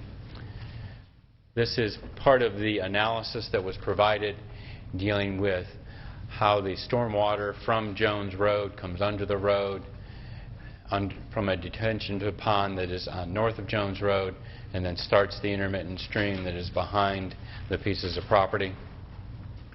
Staff has recommended approval with two conditions. If you have any questions from staff. Does the staff have any questions? I mean, does the council have any questions for staff? Councilmember Diamond. Are you still on the plane? Mr. Townsend, we're kind of in a unique position on this one in that our city engineer also has ongoing personal knowledge of this. Can one of you talk about the intermittent stream classification and how that impacts this?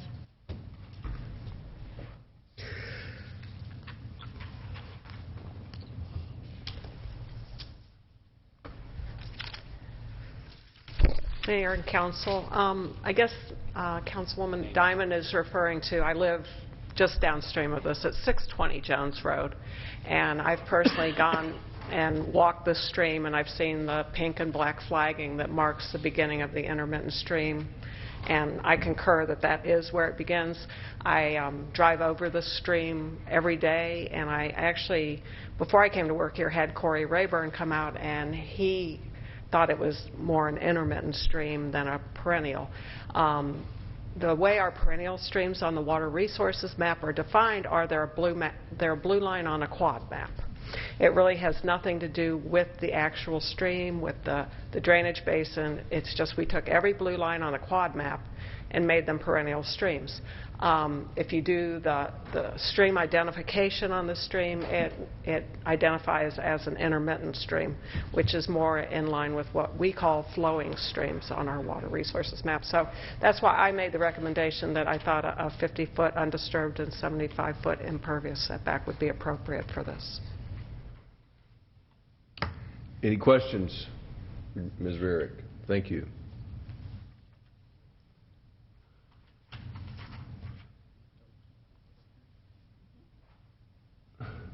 Is the applicant here? Yes, sir, come forward. All right, these two separate applications, or are we hearing them together? We're hearing them together, but they are two separate ones, one for each property. All right, well, we'll hear from each of our applicants. Michael Statham. We applied, I don't know, we've been speaking with Gene and the city planning guys for the last 2 months approximately, and have spent numerous times back and forth, lots of emails, and really have gotten to the point where we really believe that that asking for the 50-foot, 75-foot buffers is not necessarily generous but appropriate, given the fact that all along that stream there are other properties that have 25-foot that were grandfathered in from years and years ago. As you see, when these houses were built in the 60s, over time nothing's really changed in that area. So what's necessary for us wanting to build on this property is because if you know, when we were discussing back and forth with Gene and Micah and the city planning department, is he was like, well, we could probably concede without a variance if you go ahead and push the house forward, because we could do some, buffer averaging. Thank you. I'm not a developer nor a builder, so you'll have to excuse my lack of terminology. But when you push the house towards the front of the road, I grew up here. I'm very familiar with every road in this area. And so coming from Bowen, from Johnson's Ferry, lots of people travel that way that work over in, off of Cobb Parkway or whatever. So this is now a fairly highly trafficked road. And as somebody who has 4 children wanting to push a house 40 feet closer to the road or 30 feet closer to the road from where it sits now, that's just, for me, it would be a reason not to build on this property. Some people, if they were going to build a house that had no children, maybe they wouldn't mind pushing it forward 20 or 30 feet. But from our viewpoint of being able to take this, approximate, 650 is approximately 1.7 acres, 690 is approximately 1.2 acres, and say, can we keep it in this general area that it currently is, slightly push those buffers back to be able to actually achieve building a house that's good for Roswell and good for our families is what's most important to us. So. Sir. Sure. My name is Benjamin Miller. Good evening. Thanks for having us. I do not have the credentials to argue with your staff's recommendations, so I won't. I'll just tell you that I'm a... You're first. I've been married, be 15 years in the summer. I have 3 lovely children. I'm a business owner, and I would love to join the Roswell community in one of these lots. Thank you, sir.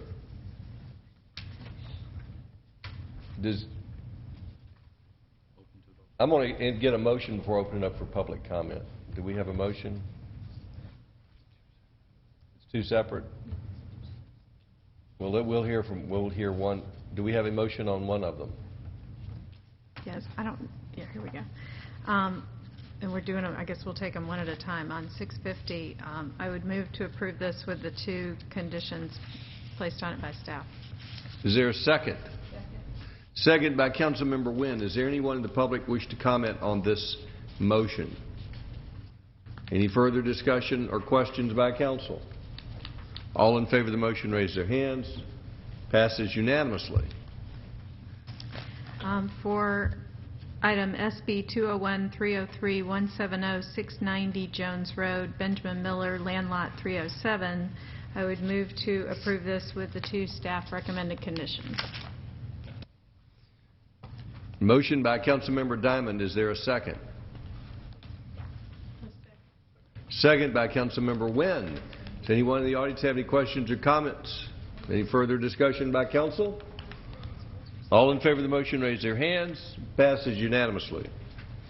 Next item is final plat 201-303-048, 9050 Nesbitt Ferry Road, Nesbitt Reserve TPG Development, LLC. Michael A. Smith, Land Lot 835. Mr. Townsend. This is a final plat proposed for 5 acres on Nesbitt Reserve. The proposed plat is in your backup material for the 19 single-family homes. They preserved the trees in the common area as proposed. They are put in, all the infrastructure is there. It's recommend approval for the final plat. Does the council have any questions? Councilmember DiPolito. Thank you, Mr. Mayor. Mr. Townsend, has anything changed from the rezoning of this property to what we're looking at on the final plan? Not to my knowledge. So it is consistent with the what was approved zoning? What was rezoned, exactly.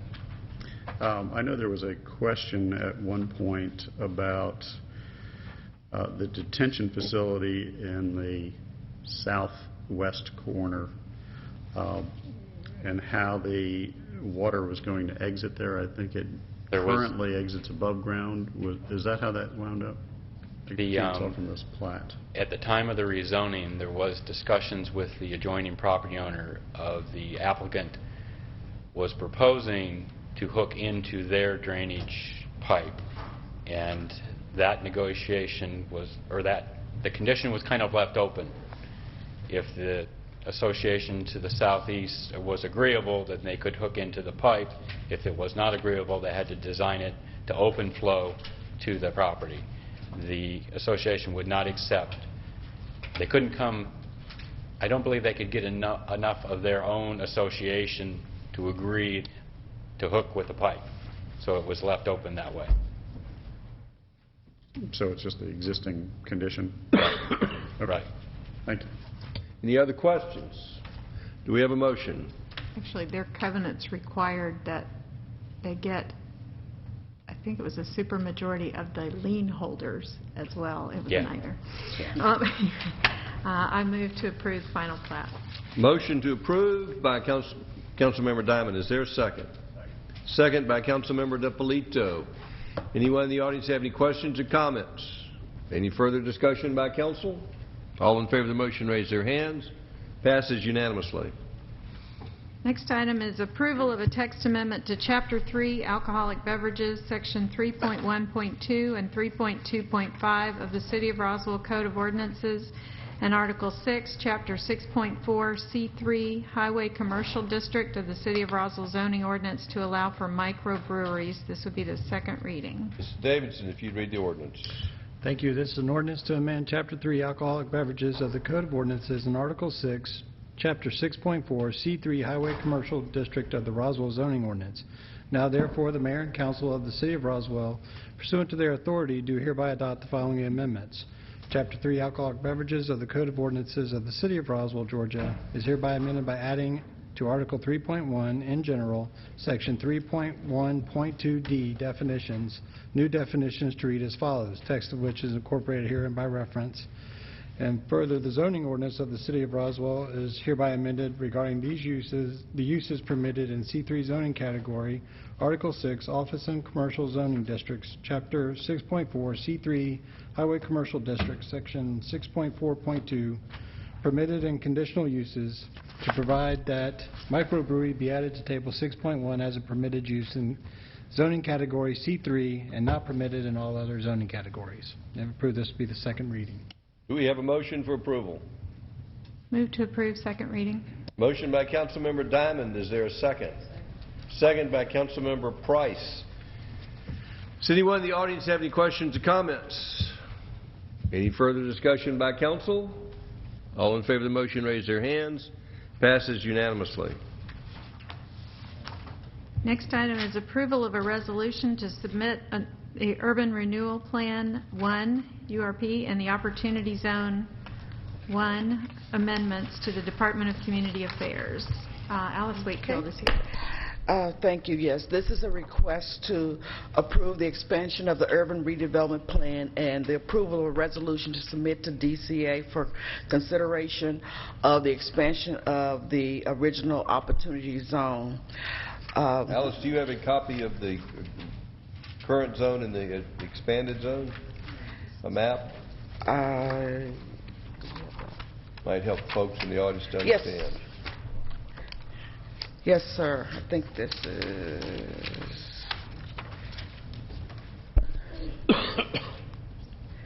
That's a little busy. If you could, It is a tell little us busy. the area of which we're proposing to expand into. The purple areas are the areas that we're asking for them to consider adding to the opportunity zone for the original opportunity zone. The green represents the original boundaries of the opportunity zone. The pink is a previous expansion that was approved, and the yellow is what is opportunity zone 2 that is pending before DCA. We have not heard back on that. Thank you. Does the council have any questions? Do we have a motion? Councilmember DiPolito. Ms. Wakefield, could you explain the colors one more time? Okay, the green is the original opportunity zone that was approved back in 2010. The pink is an expansion that occurred about a year later. The purple... So the pink is approved? Yes, the pink is approved. The only thing that's not approved right now would be the purple and the yellow, or the gold's more color. So the properties we're adding are the Sproul property and what else? The Sproul property, Crossville Road property, and Crabapple Road. Then there's Manhattan, the property along Manhattan on Canton and north of Woodstock, Old Roswell Road, Ramsey property near Bullock Hall, Mimosa and Bullock, and property along Marietta Highway 120. Basically, we worked with Roswell Inc. To identify these properties. They've had several inquiries from those business owners asking that the city consider asking DCA to add them to the opportunity zone. And the properties don't need to be contiguous? No, sir, because they are in the urban redevelopment plan. As long as they're in the urban redevelopment plan, that's the reason for the expansion of the plan we can ask. Well, I'm curious that some of these properties being so far out of the original zone would even qualify, especially the ones all the way to the west. They just seem like they're so far out. If you remember, with the 2010 census, the census tract that qualified the city expanded, so that gave us a little more leadway to ask for these properties to be added. Okay.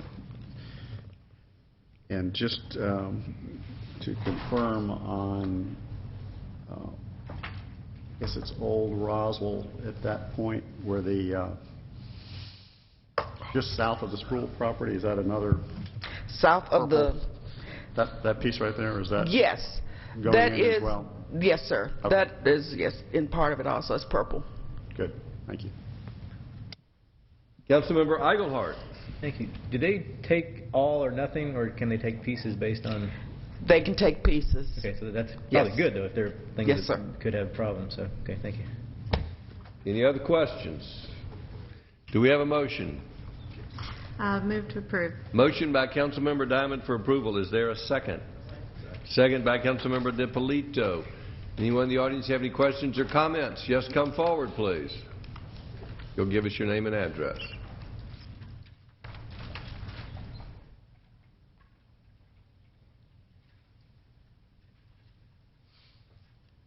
Thank you. I am Joyce Pettit. I live at 157 Roswell Commons Way, and I'm just off Mansell. I own a townhome. I've been there over 21 years. I've done significant approval, and I am concerned that this zoning change is going to affect my ability to sell that property. I am also concerned that people have looked at that subdivision and not understood that there is a position in this town for residents who don't pay a whole lot and can't afford to pay a whole lot.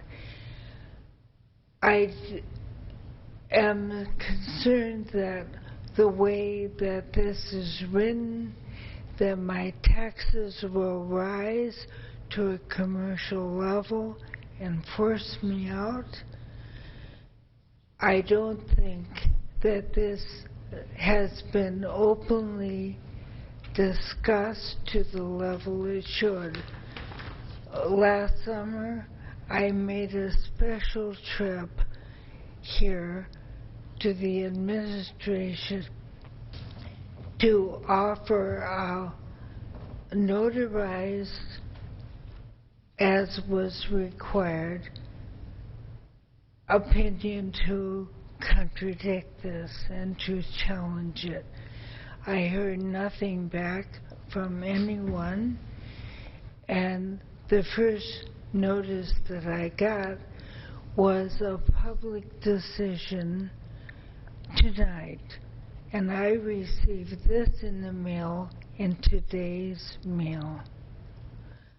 I understand it was sent out earlier, but in the future, I would suggest you give at least 2 weeks leeway so that people can plan their schedule and respond accordingly. Thank you for your attention. Before you leave, I first want to thank you for coming tonight. There is no zoning change on your property. This is not a zoning change. This is a application with the state of Georgia to change the taxable status of employment. So this will have no effect on your zoning, this vote, and it I don't know if it'll, we hope it will create more jobs in Roswell, but whether that causes a rise in your property values, I couldn't tell you. That's not what my concern was. The fact that I was looking at deflated property value because of being taken over with the commercial endeavor. This is not changing the zoning of your property in any way. So it will stay townhome zoning. Your property, as it's currently zoned, will not be affected by this vote. This vote has to do with the taxable status, not with zoning or land use. Can you tell me when the issue that I have brought up will come up so that I can attend? I believe what she's discussing is the notice she received was the postcard related to the Unified Development Code. Yes. What it states tonight is staff is making the publication document available to the public as well as the map. Her concern relates to Roswell Commons is currently identified as mixed use, not townhouses. That's her concern. It is townhomes. Townhomes. As strictly townhomes. That's what it is designated today. Why don't we do this? If you will accompany her outside after this vote, then y'all can clear this up. But again, this vote is not a zoning vote. All right. And Brad can sort of answer your questions regarding your specific piece of property. I appreciate your time. Thank you for coming down tonight. Thank you so much. Does anyone else wish to speak? Do we have a motion? Did we already have a motion? Do we have a motion? I did, but move to approve. Motion to approve the expansion of the Opportunity Zone. Is there a second? Second by Councilmember DiPolito, motion by Councilmember Diamond. Is there further discussion by council? All in favor of the motion, raise their hands. Passes unanimously. Mayor, if I may, I want to follow up on something that Brad said so that we can have it on the record, that the Unified Development Code is officially published today. It is on the website along with the map available for anyone and everyone to review it. It will be there for the 60 days, with the first reading before mayor and council being January the 13th. When does it go to the Planning Commission? That's the first public It goes hearing. to the Planning Commission for the third hearing next week. Next week. Next week, Planning Next Tuesday. Commission. Next Tuesday. Next Tuesday night. Thank you. At this time, we'll hear from our liaison to the Transportation Department, Councilmember Betty Price. Thank you, Mr. Mayor. First item is approval by the mayor and/or city administrator to sign a contract with Johnson Landscaping for the River to the Square Trail project in the amount of, oh, my eyes are not that good. Is that a 567,182.58, presented by Steve Asenbrack, who's still with us this evening. Good evening, Councilmember Price, Mr. Mayor, members of the City Council. We issued a bid, and 9 bids were received on this project, cost ranging from $608,000 to $906,000. After due diligence, we determined that Johnson Landscape was the lowest responsible bidder, in the amount of $608,000, with a negotiated price of $567,182.58. The project consists of a half a mile of trail, and I've shown a graphic here which shows State Route 120 moving up to the square. This is State Route 9. North is to the top of this graphic, and Willio Road is here at the bottom of the hill. This project will connect Willio Road with Bullock Hall Driveway and go through Bullock Hall to Bullock Drive. It's about a half mile long. It will be 10 to 12 feet of multi-use trail.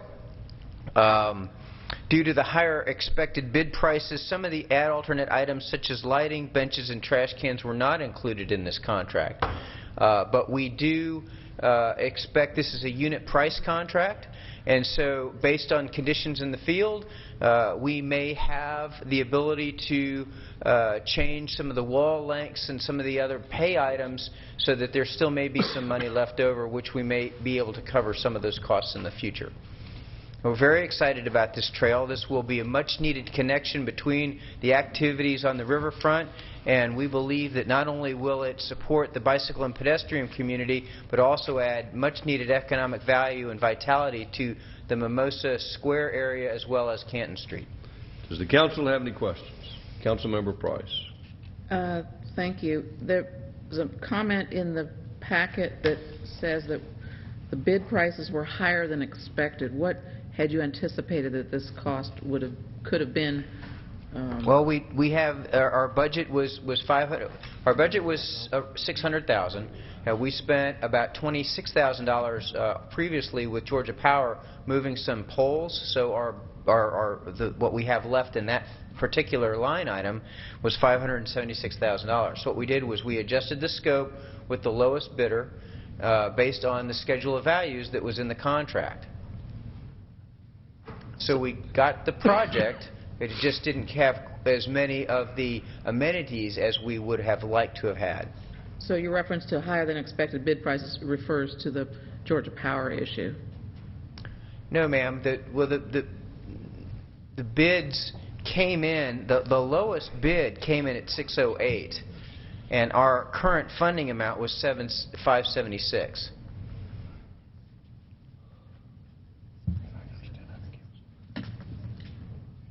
Okay, so when you put it out to bid, you really didn't expect anybody to come in at the amount that we had left over in the budget? Well, we always do. It's a fair market process, so it based on the cost of the prevailing cost of concrete, rebar. That there's any number of reasons why the industry will come in. We try to be conservative in our estimates, and most of the time we hit our targets, but this time we didn't. But it's not a cause for alarm. It's just that we had to negotiate with the bidder based on our schedule of values, which is a very common practice. So basically we've come in, though, under budget with the negotiated price? Yes, ma'am. Great. Thank you. Councilmember DiPolito. Thank you, Mr. Mayor. Mr. Asenbrack, I see a wall in your photograph here. Yes, sir. How is that going to be treated? What will it look like? It will be an ashlar finish, which means it's going to be a reinforced concrete. It's going to be that stamped stone look. like what we did on the sidewalk project that we had on Old Roswell Road near Stroud's Printing. It's not the old style plain concrete wall. It's basically just a form that is put on the wet concrete to provide a stacked stone appearance. Right. And we've negotiated to also have that to be colored. We're working with Bullock Hall to have that admixture included in there to make sure that it fits in with it's context sensitive and it fits in with the historic area. Two things. I like that approach, and I think that worked out pretty well in the past. A couple things that we can tweak, I think, to make it a little bit better is to soften some of the angles. I think typically we do kind of pointed angles. I know exactly. And it just doesn't flow right. So I think kind of soften those and make them curves. The edges won't be quite as pointed, you're talking about. Yeah, because sure. when we change direction, it just looks awkward. And the other thing, the top usually gets forgotten about. We get the sides looking great with the stone look, and then there's just kind of concrete on the top. So we try to put, I don't know if you've been to the lower Roswell Road, what Cobb County's doing. That's exactly what they're doing, and I don't like it at all. They basically just put the form up there, take the form down, and then you get whatever it looks like. So if you get a half a stone or whatever, it looks unfinished. Ours has sort of a lintel, a cap that goes across it. If you've noticed, it's you know, a nod towards having a more finished top appearance. But I will make sure that the final troweling of the concrete is done in a way that sort of softens those edges and provides it a balanced look. Yeah, it's a minor point, but I think it makes a big difference. I agree with you completely. Thank you. Any other questions for staff? Do we have a motion? Yes. Move to approve signing the contract with Johnson Landscaping in the amount of $567,182.68. Is there a second? Second by Councilmember DiPolito, motion by Councilmember Price. Does anyone in the audience wish to comment? Come forward, please. Give us your name and address. Good evening. I know you don't want to hear me, but that's the way a mop flops. Of course, I'm glad to see something going on 120. My big concerns are $500,000 for a half a mile of road. Wow. I think linear sidewalks are about $20 a linear foot. I don't know where that came from. A couple of concerns. You know where I live, and I've tried walking down Highway 9 and gone to the river and walked along the river and then walked up Willio and then tried to walk down 120 back to my house. Fortunately, I had signed my will and gotten good insurance before I left because it is a death trap. Is this only on one side of the road? Yes. Great. People do walk on both sides of the road. I know it's a southern thing about having sidewalks only on one side of the road, but this is a 6-lane divided highway. What are you thinking if you think this really connects people from the river to the square? That is a misnomer. It is a nice, warm, cozy, fuzzy thing, but it isn't going to work. You've got a bike path. I'm well aware of it on Willio. But there is, and you've got some sidewalks there. You've got a couple churches and a school. Who do you think is going to cross a 6-lane highway to get to the other side to use this so they can walk to Bullock Hall? You, Mayor Wood? Will you take your children and your grandchildren when you do that? Because that's who you want to use it. Now, you may ride your bike there, but not everyone is a hammerhead with spandex. There are people that like to walk, and they walk with children and they stroll. And the other thing is, just up the street on 120, you have the Just People Village, which should have never been built there because those people have access to nothing, no transit or anything. It should have been built downtown Roswell where they could walk places. They are not going to be able, even though they do sometimes ride at the river, because I was instrumental in getting them in the mayor's ride the first year. They are not going to cross that 120. There's no crossing lights. There's no crosswalks. Why didn't you spend the money and put a sidewalk on both sides of 120? In deference to the people that live where I live, who have no interest in walking to Canton Street. If I hear Canton Street one more time as a driving thing in this town, I'm going to scream. There's more to this town than Canton Street. It's 48 square miles. Canton Street is a half a mile. Get over it, people. Please get over Canton Street, because the people that live here, who've lived here a long time, are well over it. This should be on both sides of the street. $500,000 for a half a mile is way too excessive, and I can guarantee you no one's going to use it. If you don't believe me, meet me at my house and I'll walk with you and I'll pay you and I'll make you coffee. I haven't been wrong yet. I'm nearing the end of my life in this town. I'm tired of waiting for you people to accept the fact that about 5,000 people live in a quadrant. We're not invisible. And no one up there, not any of you, care about us, and you're totally indifferent to our needs. You have all these pie-in-the-sky ideas, and they're not practical. So don't call it the River to the Square project. It's not. Would anyone else wish to speak? Is there any further discussion by council? All in favor of the motion, raise their hands. Passes. It's 4. That's unanimous. If you'll call the next agenda item. Next agenda item is approval for the mayor and/or city administrator to sign a contract with Northwest Georgia Paving Incorporated for road resurfacing in the amount of $1,508,720.50. And before we go on, I just want to make a comment that I gave the wrong number in the previous item, and I just want to make sure that was corrected. It was 58 cents. Mr. Eisenbracht. Thank you, Councilmember Price. Yes, we had we issued 3 separate bids. This time was a little bit complicated because we wanted to make sure that each of these items came in separately. So we issued 3 separate bids: 8213-282C, 283C, and 284C. We had 7 bids, and you can see by the bid tab that we had individual bids on each of these 3 items.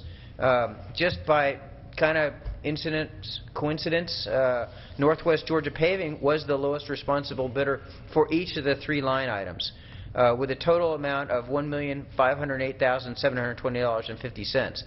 So graphically, within the city of Roswell, we are going to pave this is a combination of milling, patching, resurfacing, and restriping for Nesbitt Ferry Road, section of Norcross from the roundabout to Canton Street, Woodstock Road from Canton Street up to what is also Woodstock Road, the end of 92, and also Hembry Road from Elkins over to Crabapple, including taking out part in the center for the future roundabout at House Hembry. Does the council have any questions? Councilmember Wynn. Mr. Eisenbracht. Yes, ma'am. So glad to see Nesbitt Ferry on this. Thank you very much. But are we going to, because I see the break over there in Hembry, and I understand how come there's that break. I'm assuming that there's also going to be a break in Nesbitt Ferry from below? I sent an email to Johns Creek, and I have not heard back about their intentions, so made it known to them that they were going to be paving Nesbitt Ferry. I would prefer if they were going to discuss Brumbelow that we do now. It would be very easy for us at any time to subtract out the limits of their project so that we don't have to mill it out and redo it, but I mean... So you haven't heard anything? Have not heard anything. I'd call Mayor Bodker, but I don't want to get him in any trouble. How about... I mean, it's not the end of the world. I want to just make sure that, you know, I hate for us to pay the money to have that section done, and then it comes up and gets torn back up again. So if you just can, you know, due diligence and make sure that you can at least get some type of answer from them, I appreciate it. Yes, ma'am. Thank you. Caleb. Councilmember Wynn, I'll reach out to my counterpart in Johns Creek and see if we can't connect those dots with opening up the conversation between transportation staff. Okay. I appreciate it. Thanks, Ms. Love. Steve, I support that. We had talked about it, Nesbitt Lakes, seeing if there's anything we could do to help them Yes, with sir. their access issue. We will look at that in the course of doing this paving, Thank Mr. you. Mayor. Any further discussion? Councilmember DiPolito. Thank you, Mr. Mayor. I apologize. I missed the Transportation Committee meeting where this was discussed, or I would have brought it up sooner. We had talked a while ago about the area in front of Roswell North Elementary. They've got a section that is currently striped. It used to be parallel parking, I believe, on Woodstock Road, which is hard to fathom the way it is now.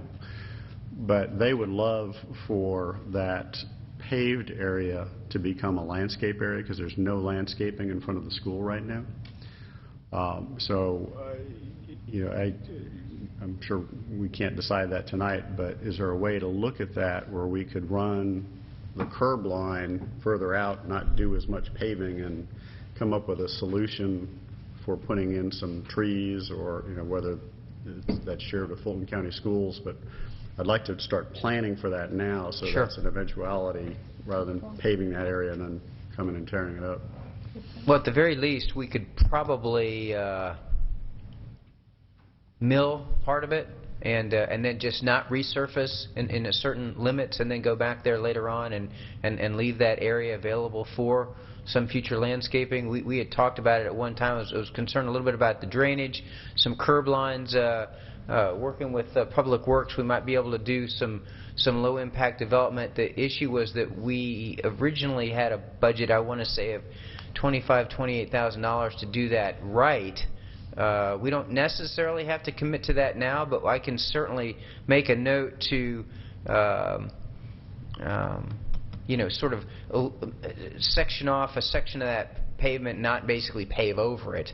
And we don't have to make it any worse than it is right now. We don't necessarily have to obligate ourselves to do that now, but we can work with the school, talk about the limits of their area, and see if we can work something out. Yeah, what they would be very interested in doing, they're a very science-oriented school, so they would love to be able to watch as this occurs and help figure out or understand how something like a bioretention area or whatever would need to be for that stormwater, how all that would work, and help it be a learning experience for the kids, and somehow make this a tool for them understanding the process a little bit. I think that could be a great way for us to work with them. But I did want to bring it up, and I'm not quite sure how to do that at this point, as far as getting council approval to at least look into that and see if there's an opportunity there as far as reworking that and landscaping that area, because right now it's a striped area that's never used for anything. Right. It makes it more difficult for the kids to get across the street because it just adds a lane for them to have to walk across, and that's a heavily utilized crosswalk area. So to the extent we could do something, that would be great. The city does have money available to plant trees. It won't do all the landscaping, but we do have a tree planting program which might assist them. That'd be great. We can add that into the scope of the project. You've helped plant trees before. I've seen you. Absolutely. At schools, too. Do we have a motion? No. Oh, we have a question. Councilmember Price. Yeah, I'm just curious why that was hatched over in the first place. It used to be parallel parking, which was wonderful because it was close to the school. It allowed the families to park there. Now they park on my street and completely make it impossible to pass because they park on both sides. And it's a huge safety hazard. And they're parking now, 100, 150 yards away from the school, whereas before that was parallel parking. People could park there, walk into the school quickly. They were there, they were out. I'm not sure why the parallel parking was taken away. I don't remember that either. I don't remember the justification. I'm all for the trees too. It'd be lovely to have a beautiful thing to exit my subdivision and look at. On the other hand, I think the real practical dilemma there is the lack of parking to access the school, and that they're using the neighborhood street, making it a very unsafe situation. I think it's a great question to address to the school board. I believe the school actually asked us to eliminate that parallel parking for some reason. There might have been some safety concerns with Woodstock. I don't know if the speed limit made it prohibitive to have parallel parking there or not. There was something that I'm sure we didn't do that on our own. I'm sure we were asked to make those changes, and I think that's what then generated the the concept that if that area was not going to be used for anything, that could it be, say, reverted back into some kind of a natural state? And we have looked at that several times. I mean, now I have to, make a balance between. I know what you're talking about. You're talking about the people that turn down into Stillwater Shade and then just park on the really close to the intersection there. On both sides of the street. Yeah. The only one car can pass. And I don't know what led to the taking away the parallel parking. I can research that. Because if it were up to me, my choice would be bring the parallel parking back, and if they, for whatever reason, whoever's making that determination that it can't be parallel parking, then I think it would be wise to move ahead with utilizing that area instead of just a crosshatch to, have it something more attractive and possibly even useful and educational. Councilmember Orleans. Actually, not on regular school days, but on busy times and weekends, people still use that to park there along those stripes. Do they? Even in the Gore area? Hadn't noticed that, but okay. All right, have we gotten a motion yet? No, we're working on. Do we have a motion? My other comment was, regarding the Nesbitt Ferry, because of the Brumbelow issue, that it's sort of been unresolved with the ball in the court of Johns Creek, and that, I asked that there be communication to them. I think we do need to make it more than just an email. I mean, emails get buried. We all know that. So I think a real letter or a serious communication of our intentions, so that if they want to respond on the other issue, that they can do that in a timely fashion. Otherwise, move to approve the signing of a contract with Northwest Georgia Paving for road resurfacing in the areas that we were shown in the amount of $1,508,720.50. Motion by Councilmember Price. Is there a second? Yes. Councilmember Price, would you be willing to look into the area that we discussed in front of Roswell North Elementary? It sounds like we've at least loosely given Steve some direction, but if you think we need to put it in the form of the motion, we can do that as well. I'm comfortable that we've got flexibility in the contracting process, and I certainly have your intent. Okay. That's all I need. Thank you. We have a motion. Do we have a second? Second by Councilmember DePolito. Anyone in the audience have any questions or comments? Any further discussion by council? All in favor of the motion? Passes unanimously. Thank you. Do we have a motion for closure? Personnel and real estate. Motion second. Do we have a second? All in favor, raise your hands. We have enough votes to get us there. We're adjourned. Oh, thank you so much. I know. I'm like, I'm going to catch you before you get out.